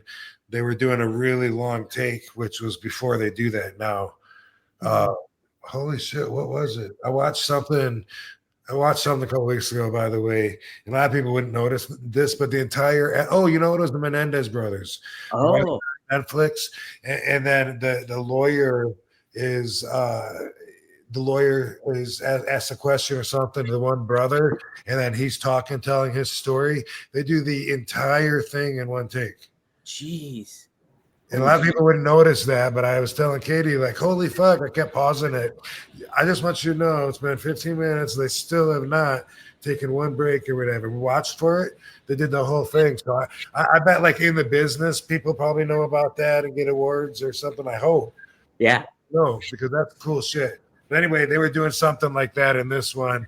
Not nearly that long, but the thing was 2 or 3 minutes of dialogue, getting on an elevator and off an elevator. Walking into the morgue, still talking, and the guy that was talking was Frank Gorshin, who played the Riddler in the old Batman series. So that was really cool, So I was like, "Hey, take your time, Frank," but I was really like a zombie and shit. And I was like, if I don't leave pretty soon, I'm gonna miss my flight, and I gotta go. pretty soon. They were like, "Okay, you got time for one more take?" We'll have a car waiting for you and everything. I said, okay. And boom. And I got on the plane, still had like most of my makeup on and everything. And I went as a zombie and raised a lot of questions. I think I went to Philly. I don't know where the fuck I went, but turned a lot of heads. Have better sex with Blue Chew. Blue Chew is the original brand offering chewable tablets for better sex. And starting now, Blue Chew is offering a combo so strong it'll knock your socks off and your neighbor's socks off. Bam! You'll have to move towns with the amount of noise you'll be making. Blue Chew Max has arrived. It combines the active ingredients of Viagra and Cialis into one chewable tablet. This combo acts fast and lasts. Guys, be ready when she needs it and get your first month of Blue Chew free. Great sex is a few clicks away. Sign up at bluechew.com. Consult with one of their licensed medical providers. And once you're approved, you'll receive your prescription within days. Blue Chew tablets are made in the US of A and prepared and shipped directly to your door. The best part, it's all done online. That means no visits to the doctor's office, no awkward conversations, and no waiting in line at the pharmacy. Make life easier by getting harder and discover your options at BlueChew.com. We've got a special deal for our listeners. Try your first month of Blue Chew free when you use promo code RUMOR. Just pay $5 shipping. That's promo code RUMOR. Visit BlueChew.com for more details and important safety information. We thank Blue Chew for sponsoring the podcast. Well, hey, How about that's pretty awesome. Batman Marks. The fucking Riddler, man. The That's original awesome. Riddler, yeah. Frankie Turizo asked this: any ECW backstage party scene stories for both you guys? Yeah. A lot of stories. Lots of stories. No, I don't want to. Nothing that wouldn't incriminate me. So yeah. If there's anything. Listen, man. Back then we were young, and we were probably both of us in our 20s at least. So I know that we did what most 20-year-olds would have done, and if they were doing what we were doing, being where we were being at that time. The travel lodge stories and all that stuff. Yeah. Yeah. It's just I got grandkids now. You know what I'm saying? So it's just something that I don't want to tell a story. And the next thing I know, one of my grandkids would be like, "Granddad, Hey, what the heck happened here?" I was watching the YouTube and you were talking. Man, you really did that? Yeah. Oh man, it's crazy now. You know what I'm saying? It's like I look back. Do you remember the night at the travel lodge where New Jack peed on my groupie, my fan? There was a girl and she brought a teddy bear and a karate outfit to give me. You remember that? Yeah. Hey, do you remember Balls Mahoney? That fucker, I roomed with him one night because I got my flight got in late, so we had just enough time to get to the building and stuff. And I couldn't get a room till after the show. Mm-hmm. So when I went there, of course, Balls Mahoney's like, "Well, you can have my room. I'm not even going to be in it. You know, I'm going to be all over the place and stuff like that." And I'm like, "You sure?" Yeah, sure. I'm not even going to sleep in it. I got early. I'm leaving tomorrow, going back home to Asbury. It's good. Yeah, go ahead. I'll be partying all night. Like, okay, so I go up, we party a little bit, I go up there, go to bed. In the middle of the night, this motherfucker comes in the room. I didn't hear him come in the room, but the lights were on, and that's what woke me up. And I woke up, the son of a bitch was standing in the corner of the room where the window and the air conditioner was, pissing in the corner. Just pissing. Pissing what? Out the window? Or in the room? No, just pissing in the corner of the room. On the floor? As far yes, as on the wall, down the fucking in the corner, just pissing, drunk off of his ass. Wow! And I was like, I thought you wasn't gonna come. Now you're pissing in here. I'm just gonna get me like an hour power nap, and then I'll be. But he was just drunk off of his ass, and of course he never woke back up. I was already up and showered and out the door. This fucker was still laying on the floor. He wasn't even in the bed. He lay beside the bed in the floor. Yeah. He was nuts. Yeah. Oh man. I'll tell you another funny story about him. Back whenever he was with Smoky Mountain Wrestling, right? Mm-hmm. He got called up to WWE as Santa Claus, right? Yeah. So he left, and I got his room at the house there in Tennessee. Uh-huh. So his little bed, he had like a little twin bed and shit like that. So we were clearing out the room, this nasty fucking room, bro. When you entered it, it smelled like fucking foot, like feet. This nasty fucking smell because he didn't clean shit. So we started moving his mattresses out. We pulled like the top mattress off to get it out to the dumpster, and there was like 3 half-eaten sandwiches up under his fucking in between his mattress and box spring. With like one of them was peanut butter and jelly, and it got the jelly spread all over the fucking. Yeah, I was like, "Are you fucking kidding? This motherfucker ate a sandwich and then just tuck it up under his fucking mattress." I mean, who the fuck did that? It's crazy. Oh yeah. Later. God bless Balls. Yeah, man. He was a good dude. He was just strange, man. Right. Now I remember you left like for a while, so you weren't there, but then you came back. I broke my leg, remember? Oh, is that what it was? Yeah. I came home from an ECW weekend, and it was an early weekend, so I got home on a Sunday, and a guy called that was local and needed somebody to fill in. And he was like, "Man, I'll take care of you. Okay, come on, man, please." So I drove about an hour from Johnson City, did the show, wrestled him that night, did a cross body off the top rope to the floor, and this motherfucker fucking just completely got out of the fucking way because he did this little number, like that. Yeah. And we were wrestling in an agricultural building. And the next day, they were getting ready for bull riding. Oh, so they had like fresh dirt laid in this place, like 6-7 inches of dirt. I thought you were going to say you were still laying on the floor. No. So I dove out of the ring and I went to catch myself, because the guy basically moved out of the way. And I wasn't thinking about how soft the dirt was. Mm-hmm. I was thinking, there's the top of the dirt. I'll be okay. So whenever my foot hit the top of the dirt, my foot just kept sinking on into the dirt, and it went like this to my foot, and it broke my leg. Oh. That's why I took 2 years. Well, it was about a year and a half before I came back. That was late 96, and then I came back in 98 there in South Carolina. Okay, yeah. Actually, you called me. It was like, "Hey, we're going to be in South Carolina. That's not far from you." Like, no, it's like, "You should come." So I come, and Paul was like, "You got your gear?" And I was like, "Yeah." Put me back to work. Yeah. How much time did you spend off? I was only actually off from wrestling about 8 weeks because I took the cast off and I found an air cast.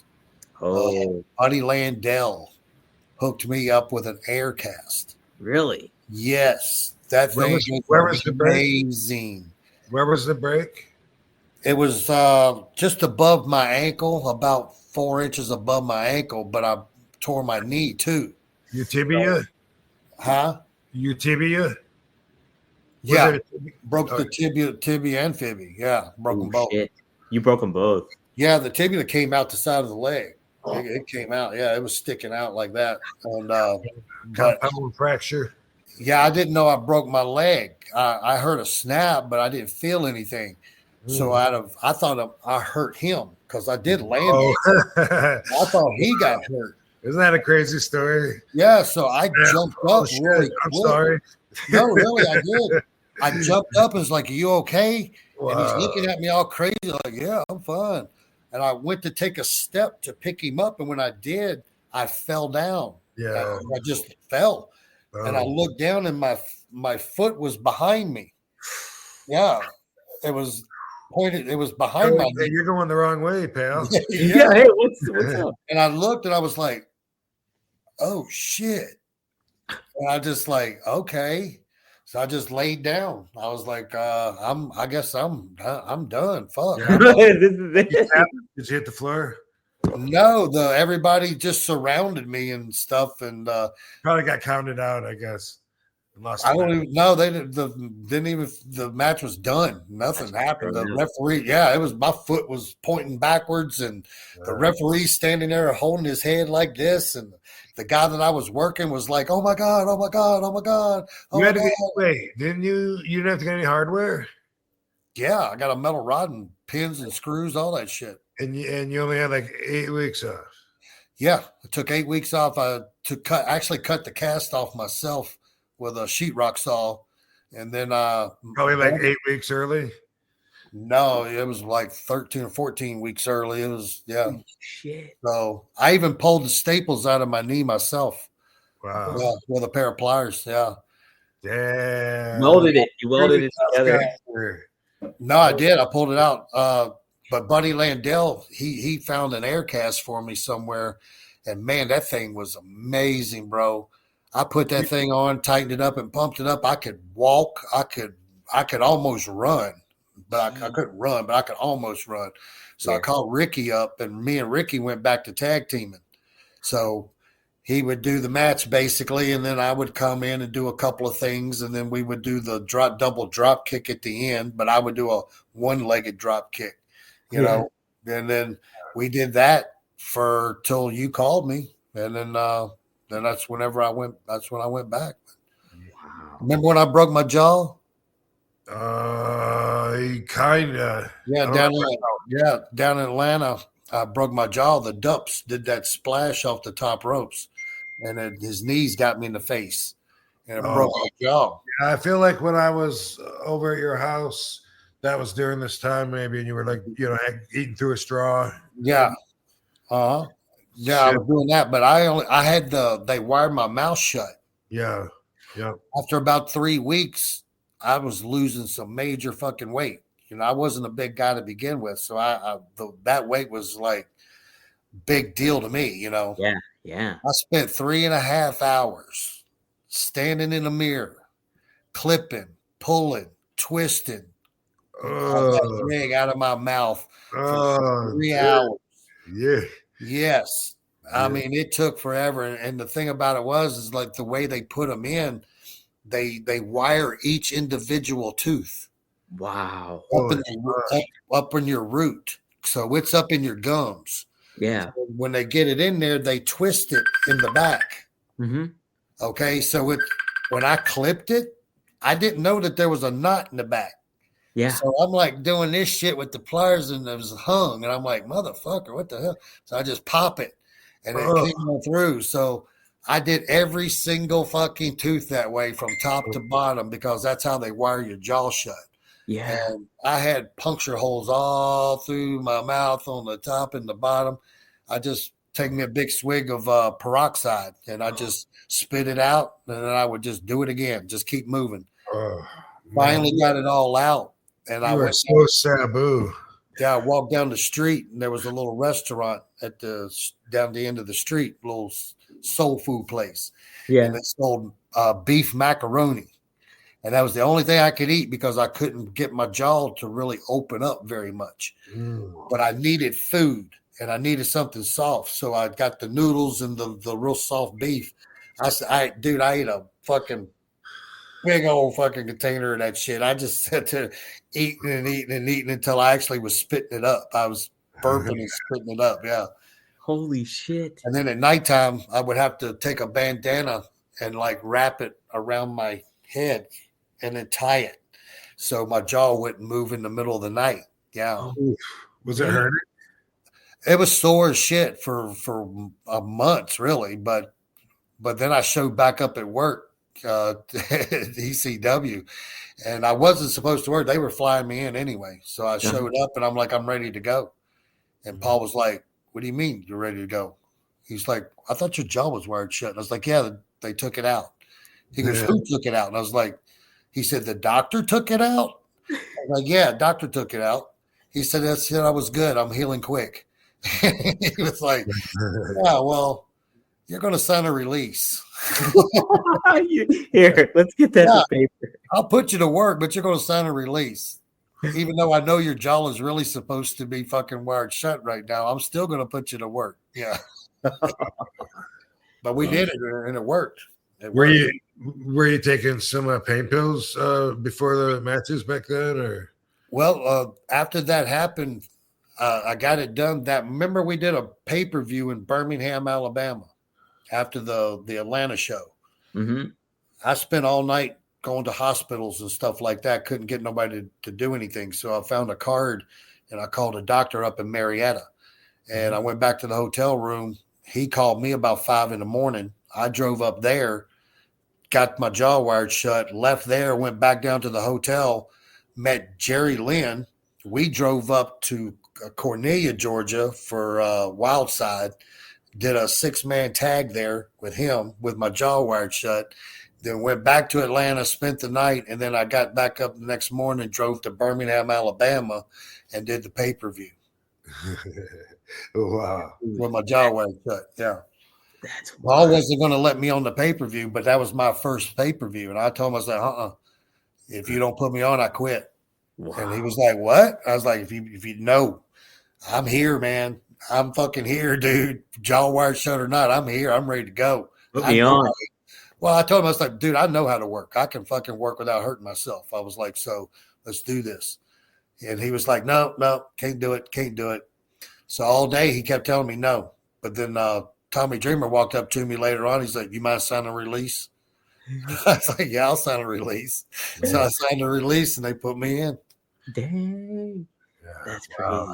I'd be really afraid of blowing up too, besides having the soreness of the jaw. Oh, that's true too. Yeah. Oh, you blow up quick because you can't you can't breathe right. Right. Yeah. You blow up quick. But if you watch the video of that pay-per-view, I did that reverse helo off the springboard to the floor. And the doctor kept telling me, he's like, I'm not going to tell you not to go wrestle because that's probably what you're going to do anyway. He says, but if you ever think that your jaw is broken, rebroken, or if it's out or anything like that, just check right here and you'll be able to tell. And I'm like, okay. So he showed me. So on the pay-per-view, I did the big fucking springboard, did the twist, did the big fucking dive to the floor, and guess what? They missed me. Motherfuckers, I had 5 guys out there. Motherfucker, all 5 of them stuck their hands out like this to catch me. And of course, I went through their hands and I hit the concrete floor. And on the video, the guy's cameraman, I'm like laying on the floor. I take that hit and it stung really bad because it's the concrete.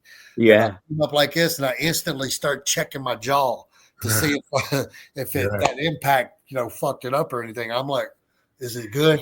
Is it good? Is it good? Fuck. Okay, I'm good. Let's go. Yeah.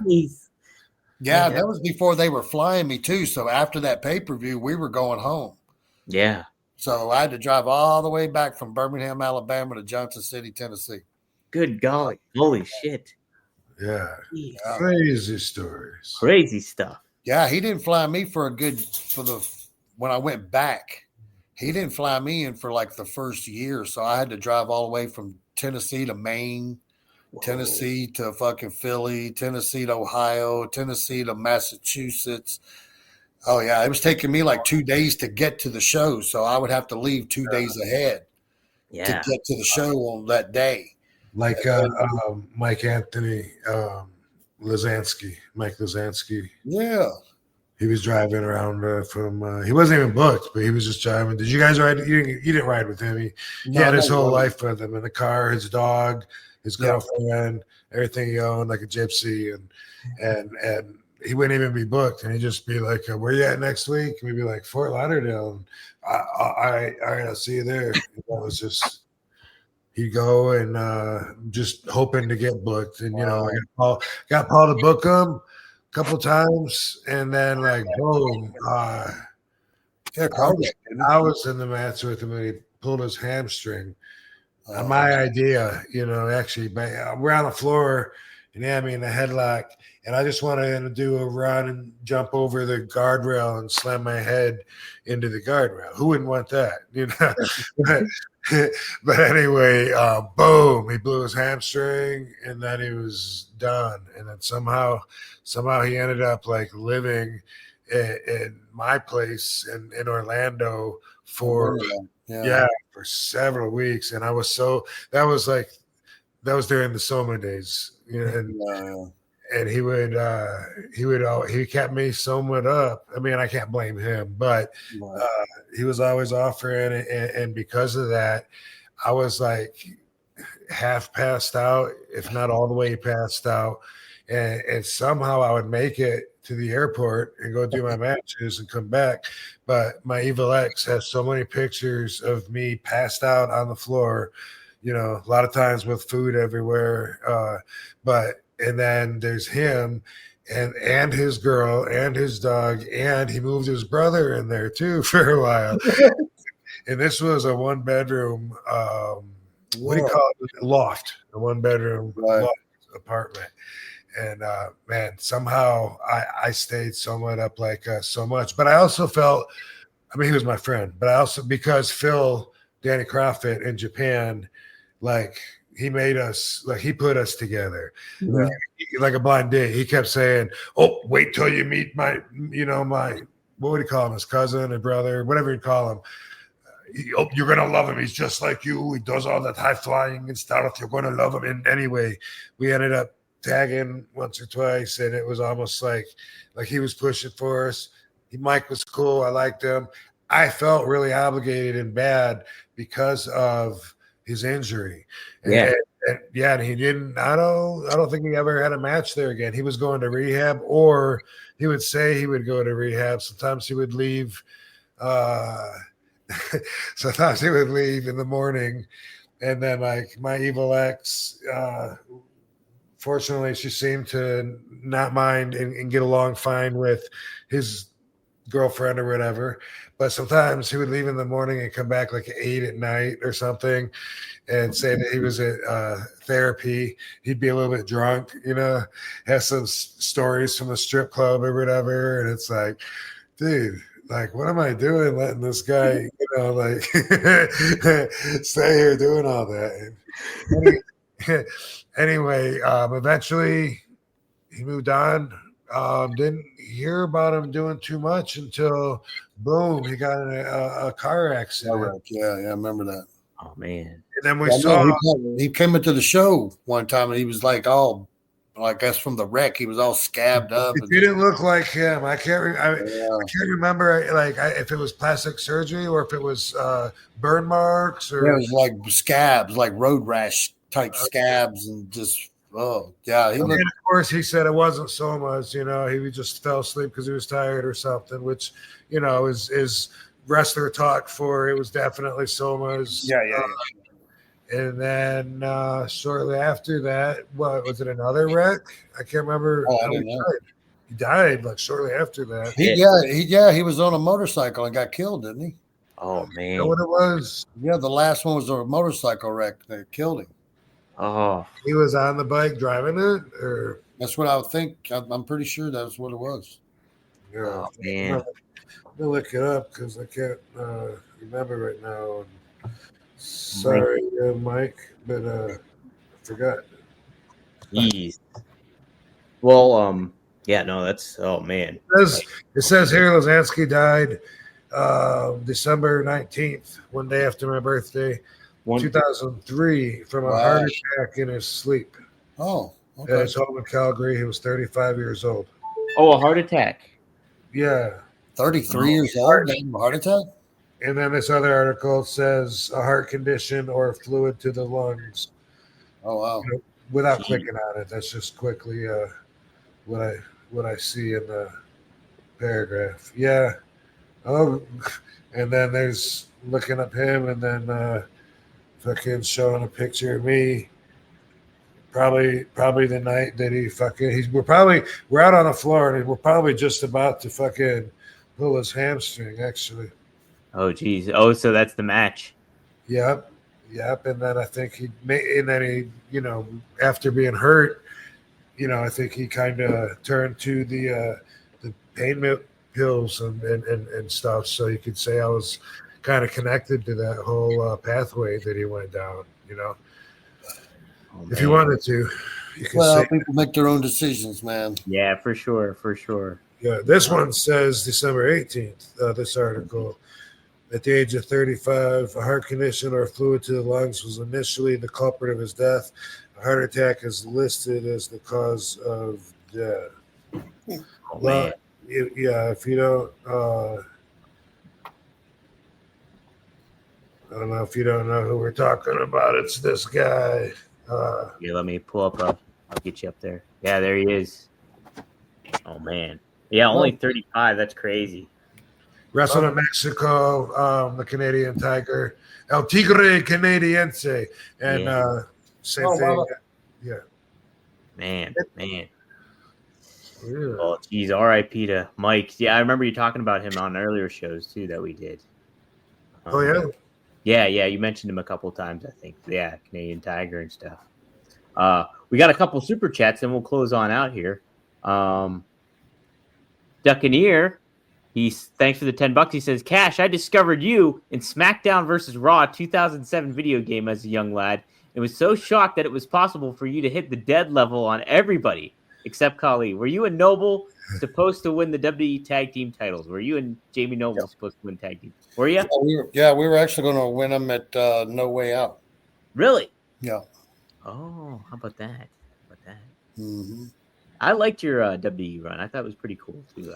Yeah, we were actually gonna win. We were building up for it and everything, and then we had a problem with the name.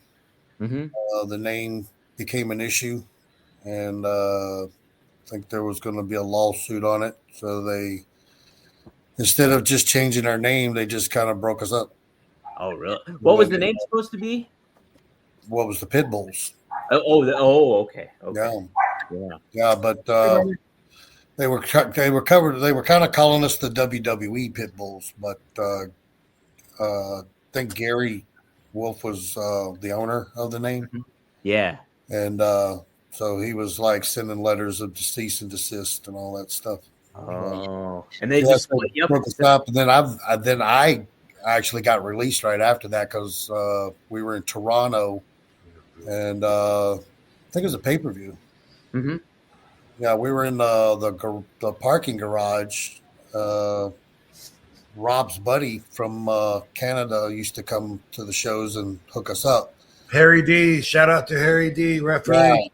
Yeah. So we were out smoking in the parking lot, in the parking garage.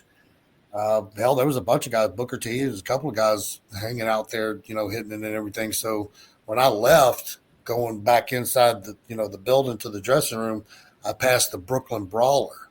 Yeah. And Brooklyn, he smelled it on me. So he was like, hey, bro, hook me up, brother. Hook me up. And I'm like, I don't have any. I was like, just walk that way and go around the corner and you'll see everybody in the corner back there, and stuff. It wasn't mine. I was, fuck. I'm in Canada. I couldn't bring it with me. So, so I left.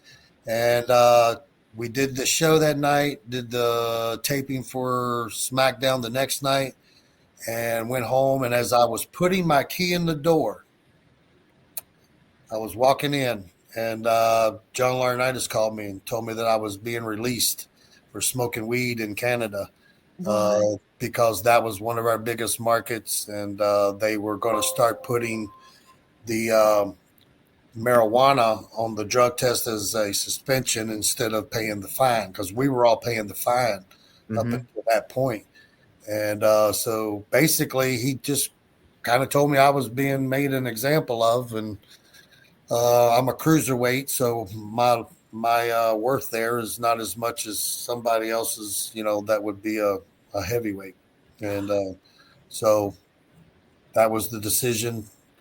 But he was cool. I mean, he hooked me up. He gave me got me some Japan bookings and things like that. And they gave me a really nice severance pay. They didn't even have to give me the severance pay, but he gave me a severance pay.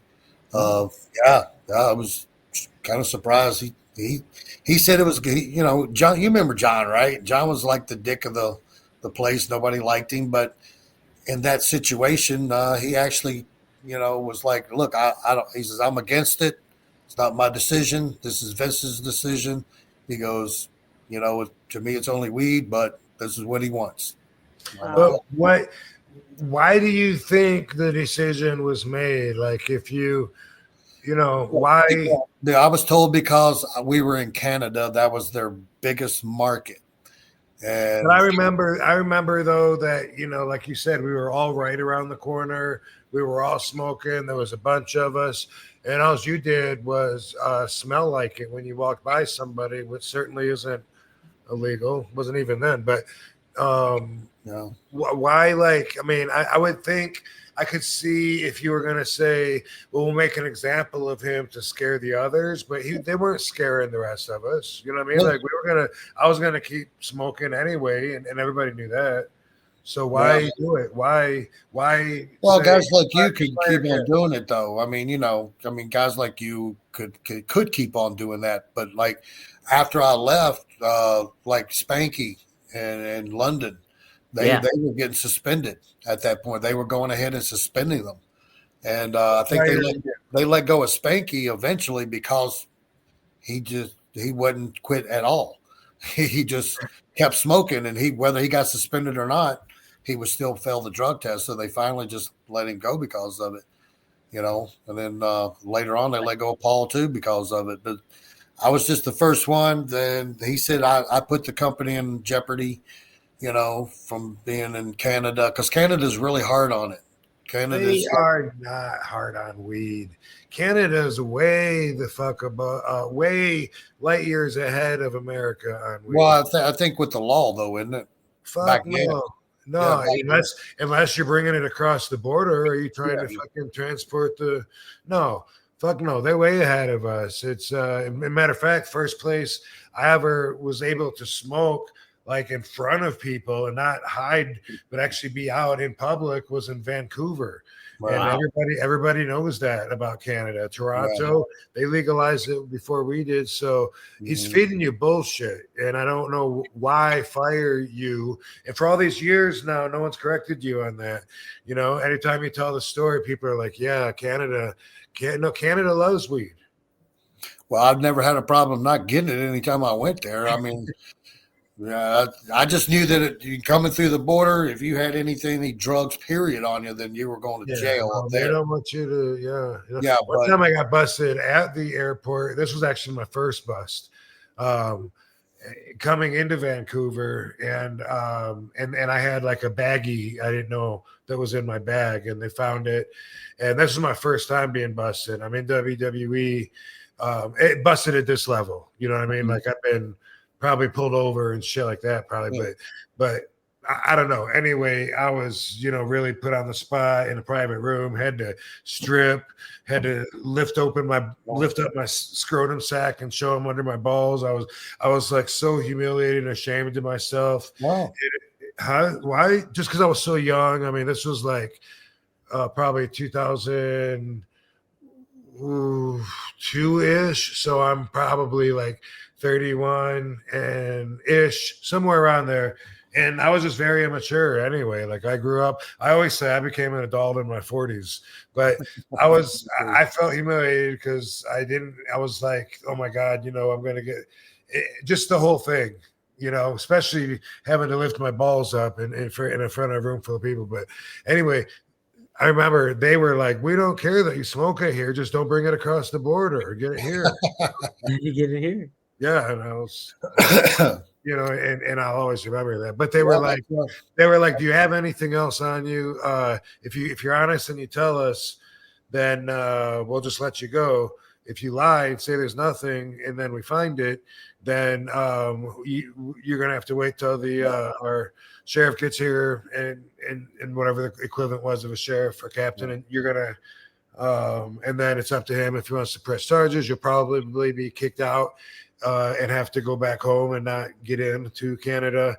And so if I had anything, I told them. Oh no, that's what it was. They found a baggie, and then when they gave me that speech, and they said we're gonna find it anyway.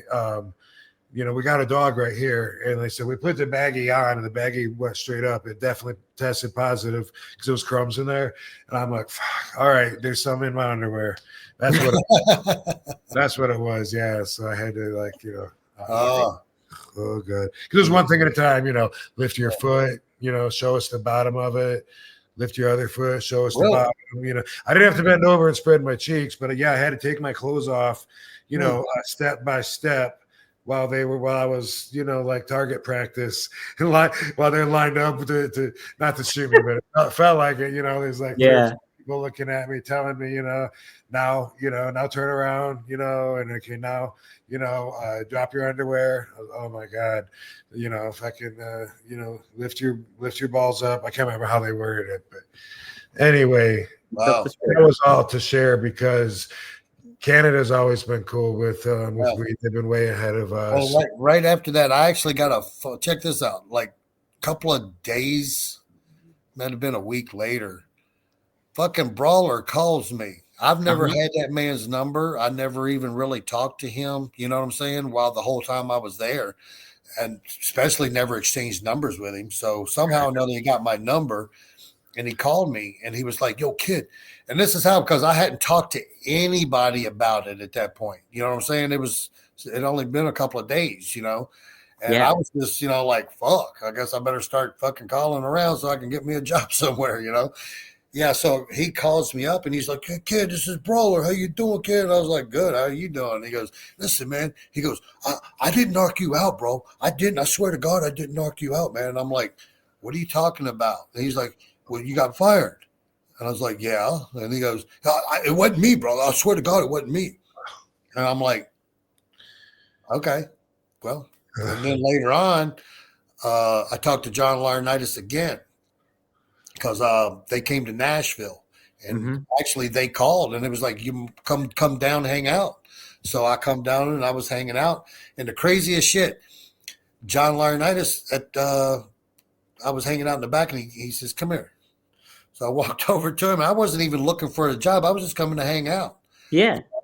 And so I was sitting on the table with him and everything. And he says, tell me why I should hire you back. And I looked up at him and I was like, I didn't know I was coming for a job interview. He goes, see, kid, that's what I'm talking about. He goes, that's bad. That's just bad business.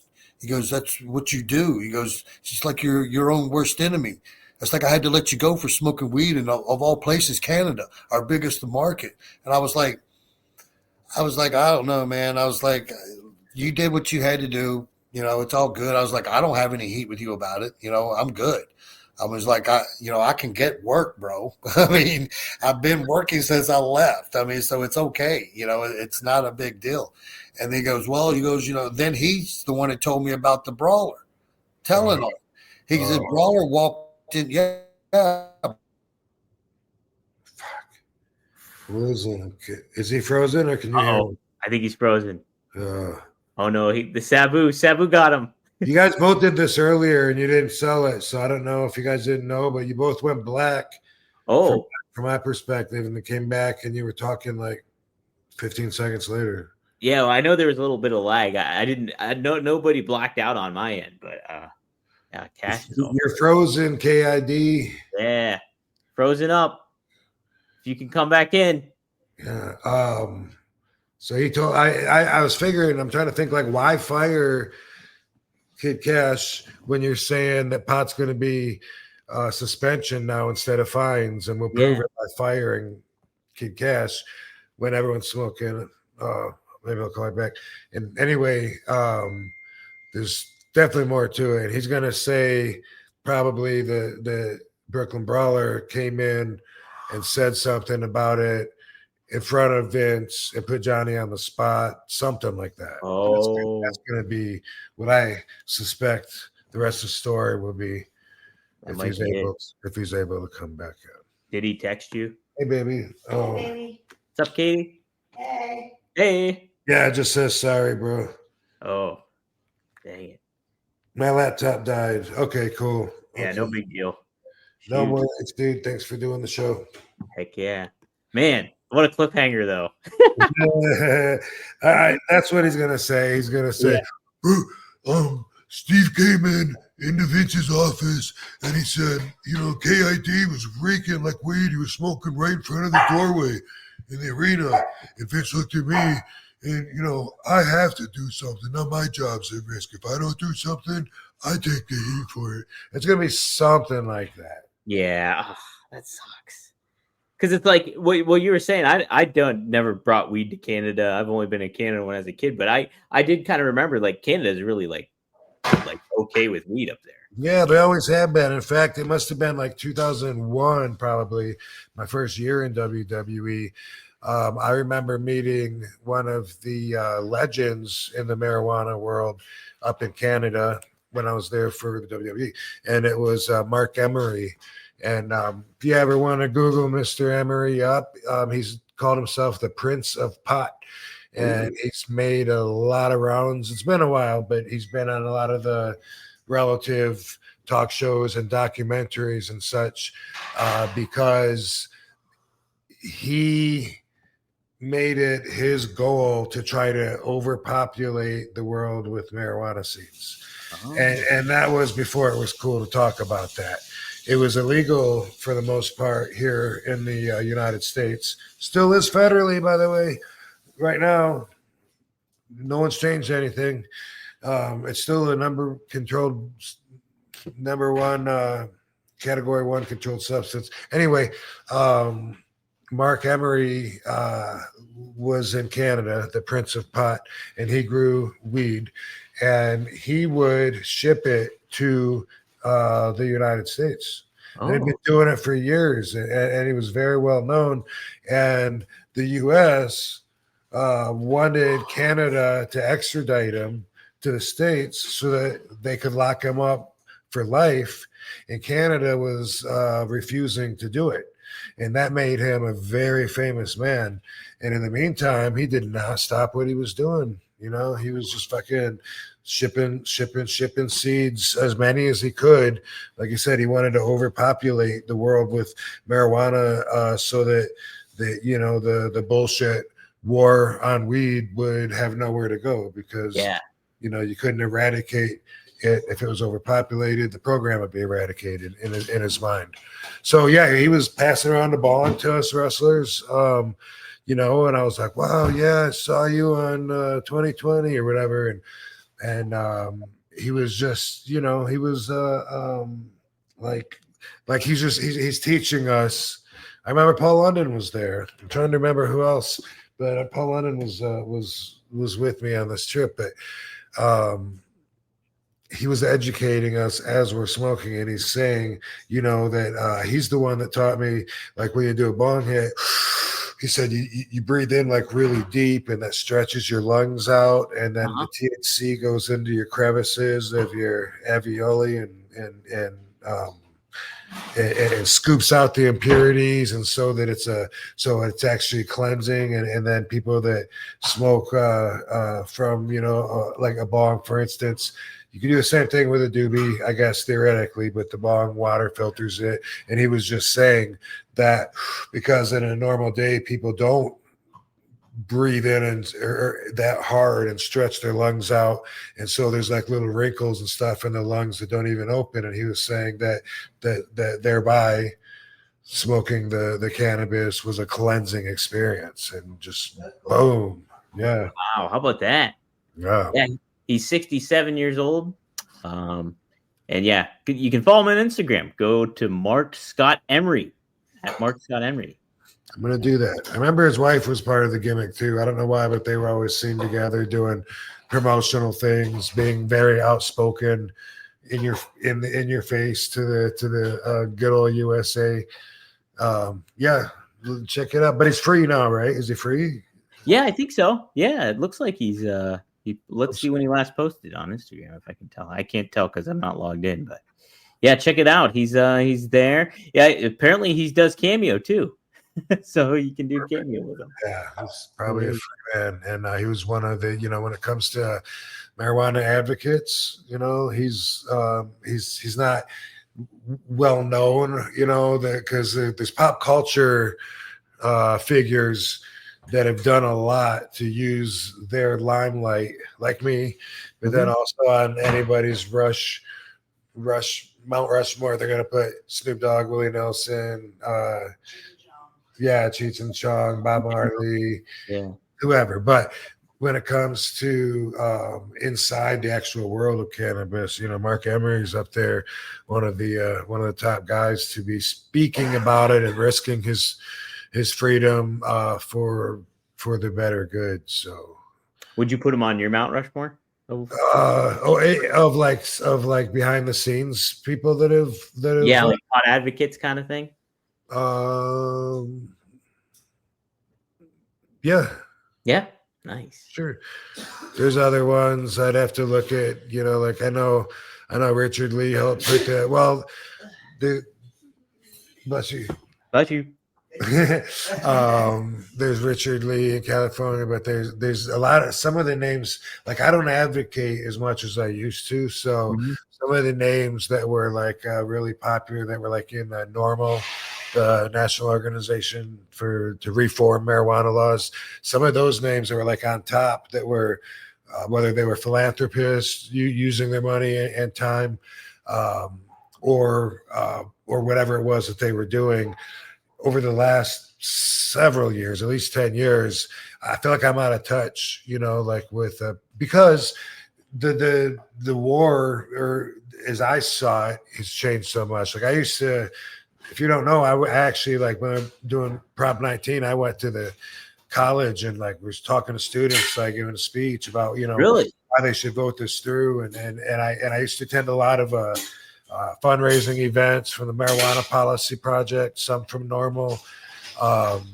That's where I met Matt Riddle, one of them. That particular event was a party at the Playboy Mansion, so that wasn't bad. But I used to feel like everybody was taught that marijuana is this incredibly harmful drug, categorized with the most harmful drugs that are even in a category. Yeah. Heroin and acid and anything that's no sense in society. So anyway, I felt like everybody is taught that, and they're not learning if it's not their thing, but they're smoking cigarettes, and cigarettes are killing them. Oh yeah. And they don't know that. Like they don't think it's that bad. They think that smoking marijuana is way worse than smoking a cigarette, and because of that, I felt like obligated to share information. And that's where I also learned how our government works. How when they have an agenda, there are no rules. They will go on disinformation campaigns and intentionally spread lies, which is no different than a cop saying, "I smell marijuana," by the way, on another level. They're allowed to lie their asses off, and they always do. And then, anyway, to try to get probable cause. So I learned, though, that's the way that our government works, is lies. And so we're still overcoming people not knowing the difference between those lies they were taught that they released in the 30s and then tried to reinstate in 1970 with Richard Nixon when they don't know. And why would they if it's not their thing, like I said? But because I felt like, man, it was like somewhere under half, close to half people thought marijuana should be legal back then. And I thought, you know what, I this is something I was passionate about. Now I feel like most people know, not everybody, but I feel like now most people know it's legal almost everywhere. There's very few states that don't have some kind of a cannabis program, and they're going to change. And allegedly, the federal government's going to even reposition it, reclassify it. And I do find that still interesting because it's something that I'm interested in, but I don't feel like the battle needs me to put as much energy into it as before. You know, I still do interviews for documentaries and whatever stuff like that and spread the word, but I don't feel as committed to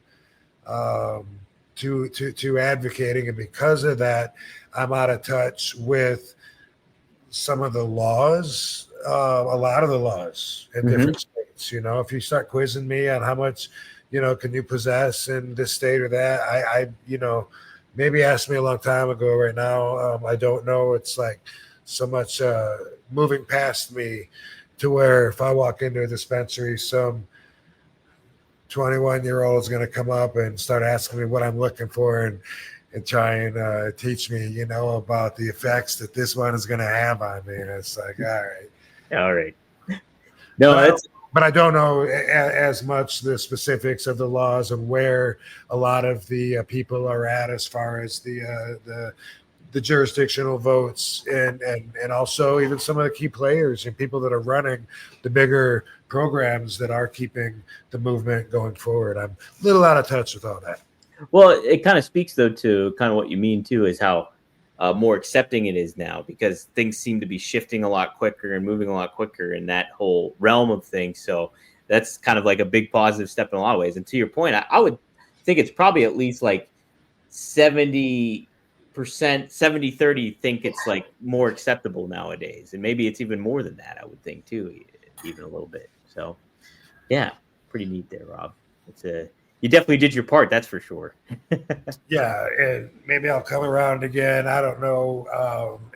They do need to change it, you know, recategorize it, but at least they're not, you know, still killing people over it. At least, well, I shouldn't say that. I'm sure there's a bunch of stories that can lead to that result. Anyway,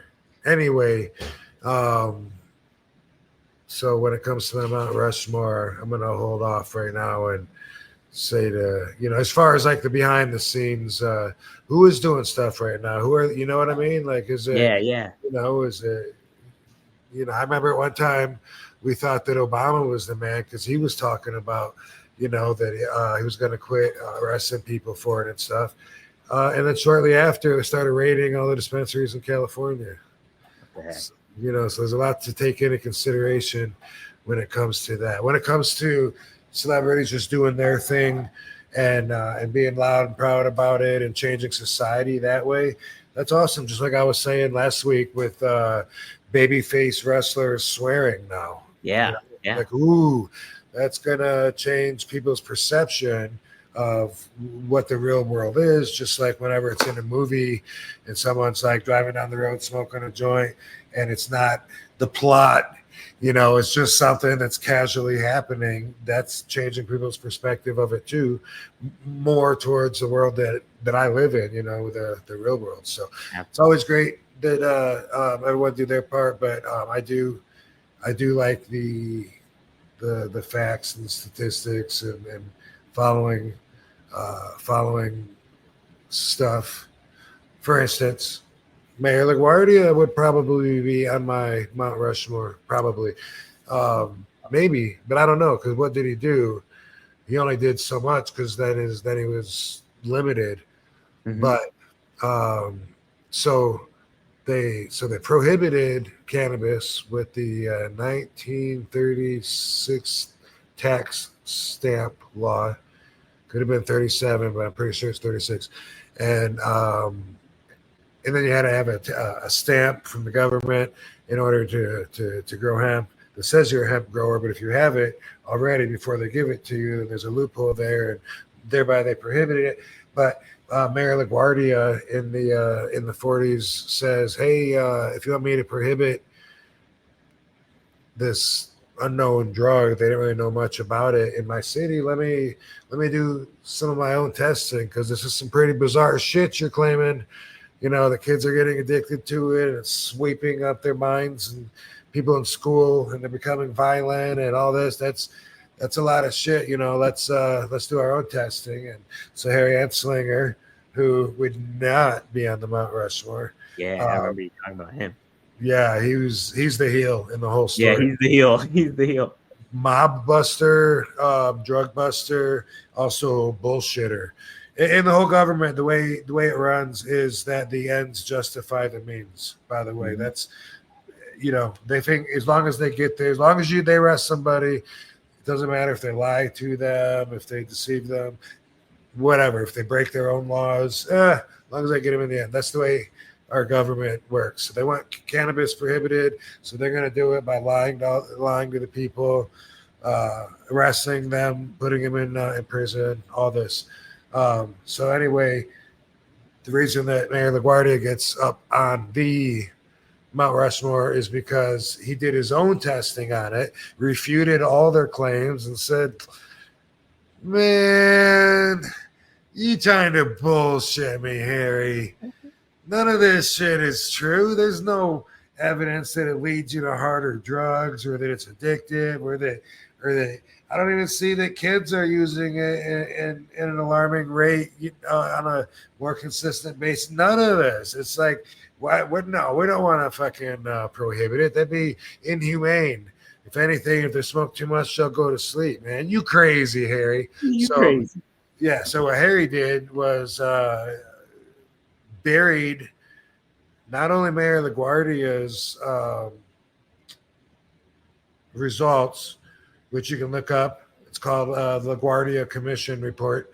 Not only did he bury that till recently, I mean forever, but also banned future testing on cannabis. Wow. Boom. And we're just overcoming that and learning.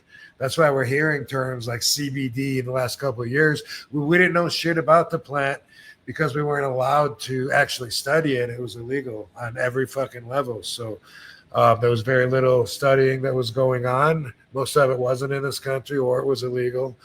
And Harvard of Medicine, the Institute of Medicine in Massachusetts had a lawsuit going for a long time. I think since 1990, but about wanting to test it, trying to be able to test it. And anyway, it's had a long path. I feel like I've been talking about it forever, especially since I say I'm not my passion isn't advocating that much anymore.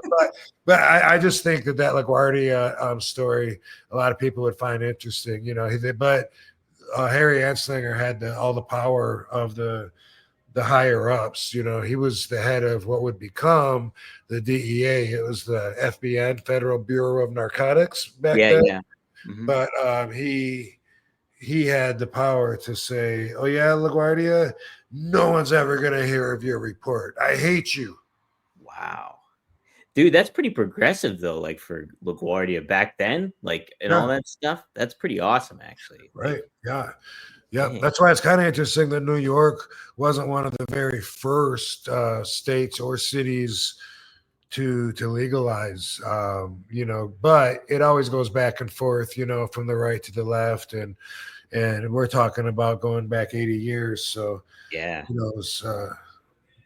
knows what path the leadership of New York has done. I'm sure some people know, but that's another conversation. That is. Got to shout out Chris Cummins for the $2. Thanks for the super sticker. No question, but thank you. Maddie, He chimes in. He says, "What's Oh, worse?" I was just saying. I was thinking. Should I read that one? Read that one. What's worse than two girls running with scissors? Two girls scissoring rental runs. Oh my! Oh no, Maddie. Saw that too. Cash and RVD, weed money, literally. Any more titles? Titty stories? Oh, any more titty stories? Well, yeah. I don't know, like if his wife was in the room with him or whatever, but man, there was not any girl. I'd be like, dude, you know that mom, and she brings her daughter around. Yeah, well, yeah, I fucked him. What, dude? It don't even matter what I was. What, man?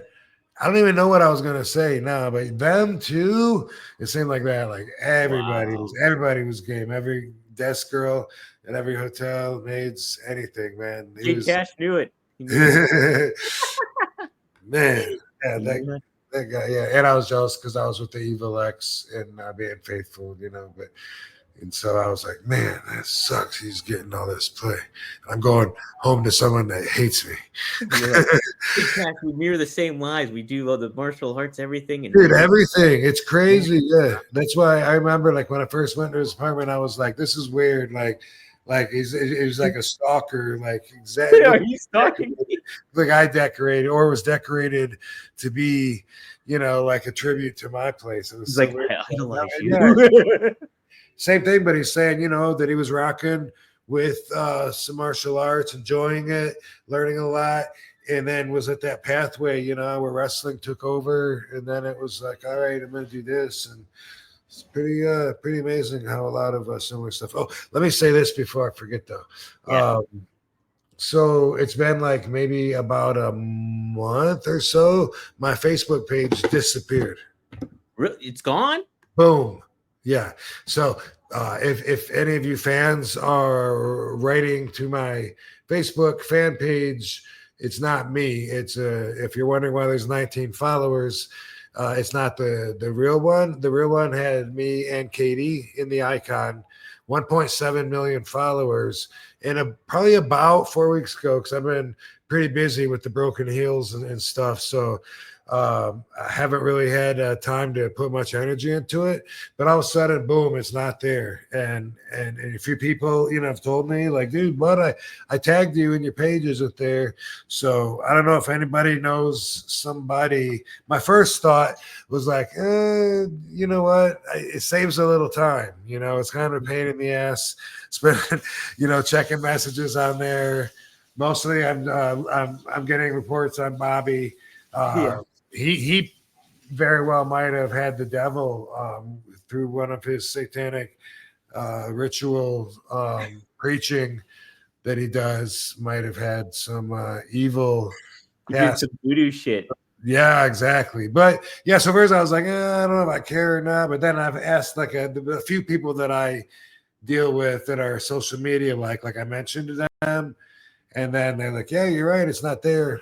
But it seems like because of that many fans and shit, it would be nice to have it recovered. So if anybody has any idea, I don't know what to do. It's not, it's got its ups and its downs, but I know a lot of people do like Facebook. And so because that,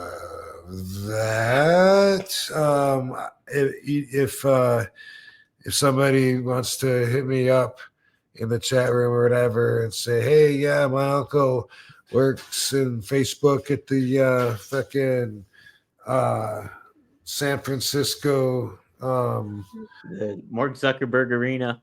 Yeah. Hey, what do they call that? Oh, Simi Valley. I'm trying to think of Simi Valley. Oh, Silicon Valley. Silicon Valley. Silicon Valley, not Simi Valley. What's Simi Valley? That's around here. Anyway, yeah. So if anyone has noticed, mine, the real RVD had 1.7 million followers. So if you're following or talking to someone with 19 followers, it's not me. It's a fake. And in the meantime, I will be working, but probably slowly, not real hard. I'm trying to recover the page, but realistically, I'm either going to find somebody that knows how to do shit like that, and he'll be working on it, or else not much will be done to it. So, well, hopefully we can get it recovered. I'll try to look around and see if I know anybody that is attuned with that, or maybe they got their account kind of screwed up or something too. KID says he enjoyed the show and thanks everybody. So it was a blast, kid. Yeah, goodbye for him.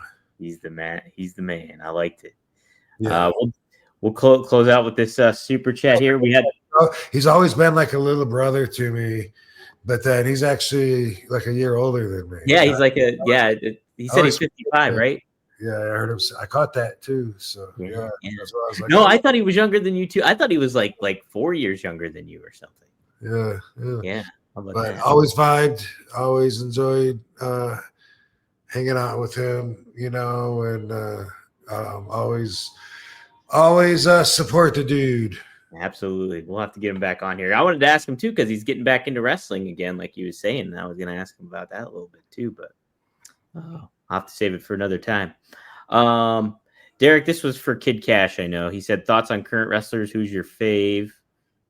So I'm sure that was for Kid Cash, because we talk about that a lot. And we know who your faves are and stuff, or people you like working with and stuff. And then Derek, he also meant we did it. Go back earlier in the show. We actually did talk about this. I brought it up. Yep. I brought it up. Rob y'all want to make fun of me and my how dare you self for the karate chop on the back of the head that nobody saw before. All right, back into the left. Back into the left. Back. You don't get that, but some people do. Yeah, there's a Bruder film. Oh, you do get it. Is it that well known?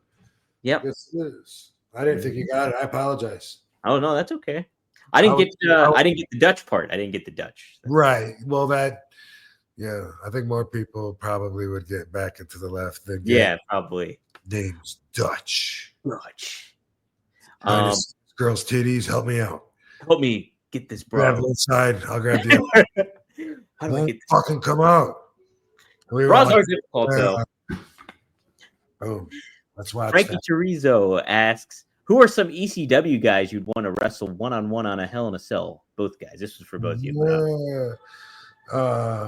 Sabu, Yes. Roadkill. Sure, why not? And Scotty Riggs and Rhino and Steve Carino and Mustafa and Balls. Boom. Boom. How about that? There you go. Nice. Cool. Well, that should do it. Let me make sure I got all the super And the chats. W's. Oh, and whoever, even though he's gone, whoever just paid their hard-earned money to ask, maybe Kid, but I'll answer for him, who's interesting to watch right now. There's a lot of the girls that all the girls look good. I mean, there's like the standard for a girl and looking good isn't just about being hot. If they have a really good look for a wrestler, you know what I mean? Right. Like that girl on LFG, the like huge fucking legs. I think her name's Bailey too, right? Or is that the one I'm thinking of? Humphrey something. Yes, yeah, Bailey Humphrey or something. Is that her name? So, something like that. Anyway, she's a bit of an oddity, and you could look at her, and think about, what she could do at the doctor if she was trying to get herself changed to look like other people or whatever. That's one way to look at it. Also look at the gifts that God gave her and think about like for wrestling, like that looks fucking awesome. Right. Yeah. I remember Sabu one time, we were watching a James Bond movie, and it wasn't the original Jaws. It was a different actor, but he had the huge jaw. And I believe he was playing the same heel character. I think he played Jaws after the real Jaws was dead or something. Anyway, the guy had a big jaw, and he was on like a weekly show. But anyway, Sabu, one time we were watching it, Sabu literally said he was jealous of that guy for having that jaw. And I was laughing because I was like, whoa, what? He's a freak. Wait, you're serious? He's like, fuck yeah, look at him. I think it looks awesome. He's like, it looks sweet. Because if I had that, I know I'd be able to make a lot of money with that. And he was dead serious, and that was the way he looked at it, was from the eyes of the business, you know. So, Yeah. but anyway, who's some of my favorites? So I get sidetracked. That's why we're going fucking 4 hours strong tonight. Who's some of Cena? Because it's interesting what he's doing, you know. So got to keep our eyes on him and see what he's doing. Got to watch. Well, Stephanie Vacor, we talked about her. She's great, entertaining to watch. And there's Kaylani Jordan doing RVD moves. Did you know she calls one of her moves one of a kind? No. Yeah. I think that's one of the name of her finisher. I think is called one of a kind. I think. And what is the finish exactly? Do you know? Let me take a look. I'm going to take a look right now. Finisher. Let's see. Kalani Jordan. Also, Javon Evans. Definitely. Oh yeah. Someone to watch. Wes, still, man, he's so good in the ring. Like, he's great. All those guys, those rascals and stuff, they're really good. Yeah. And what do you think of Braun Breaker? He's awesome. Yeah, he's awesome. Yeah, I could see some more of him.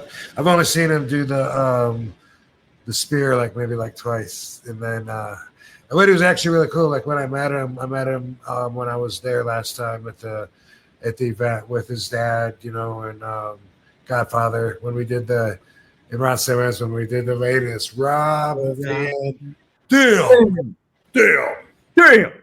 Yeah, that one.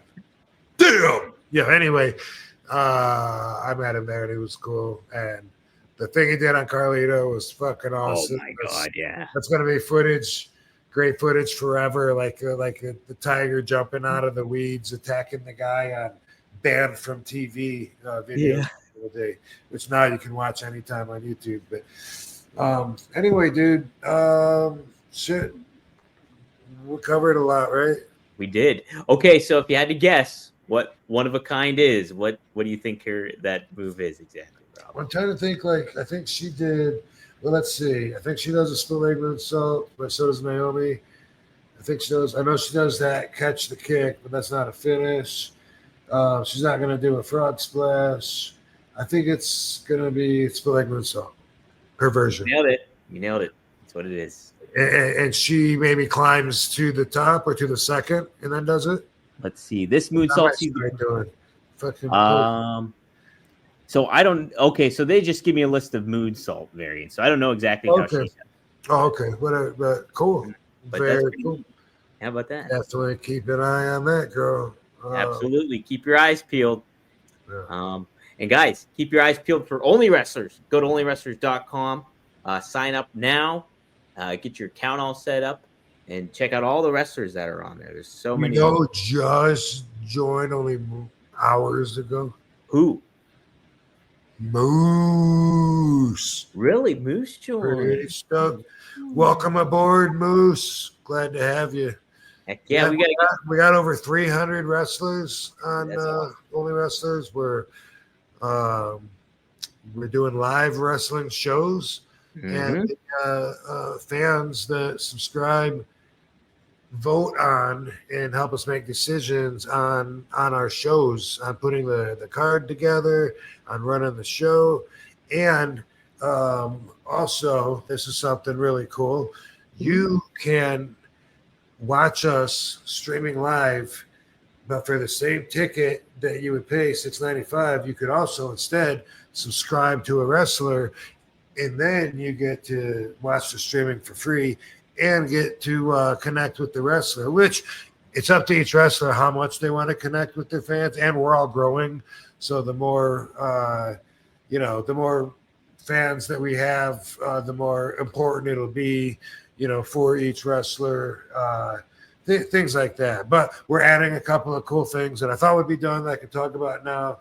But I'll probably hopefully mention them next week because they're things that we can do on the platform that we couldn't previously do, but they've always been in the plans because we're growing and growing and growing.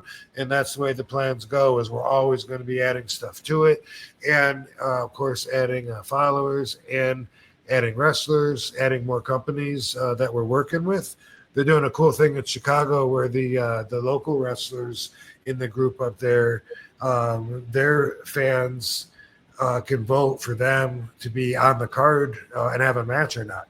That poll is up right now too on onlywrestlers.com. You can Oh. vote for who the local feature match will be, and you can vote. There's a lot of different names on there, so check it out and voice your opinion on there. Sign on up. Like we'll have all the wrestlers there, and the voting will go through at least through the first half of the show. I'm not exactly sure where it stops, but that's part of the thing is when you're at the show, then you're part of it too, and it's all interactive. So because of that, the wrestlers will be there. So they'll be in a battle royal, but then the fans are actually going to decide out of all them who gets to have single matches and stuff. So pretty cool. We're always doing stuff like this. Check it out. See if it's for you.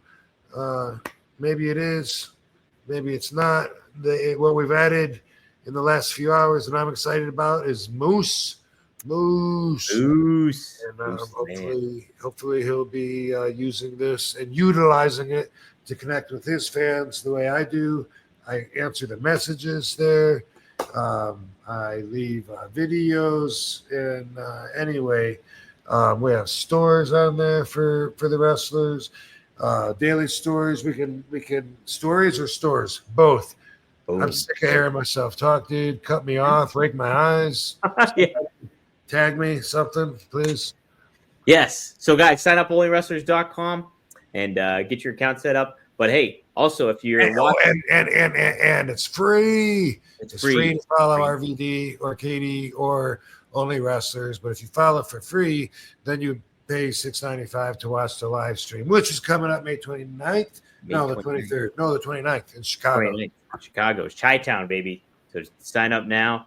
And if you're watching here, be sure to like, share, subscribe, rvdtv.com or RVD's YouTube channel. Sign up for both, and you get content every Monday. The show drops, a new episode drops, and then I clip it up on too. So be sure to check that out and support the podcast in that manner. Anything else? That should do it, I think, Rob. By the way, I am sporting another Venice Beach Dub Club shirt. Oh, is that it? Oh, look at that! Hell yeah! It says that on the back. That's how I know. Oh, hell yeah! No, I don't want to show too much there. Let's don't reveal too much. Hey now. Anyway, yeah.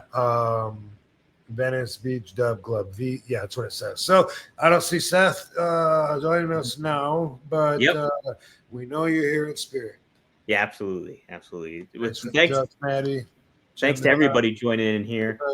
Thanks, Van Dam fam. See you next week. See you next time here on One of a Kind with that guy. Oh, RVD. Boom. Hell yeah.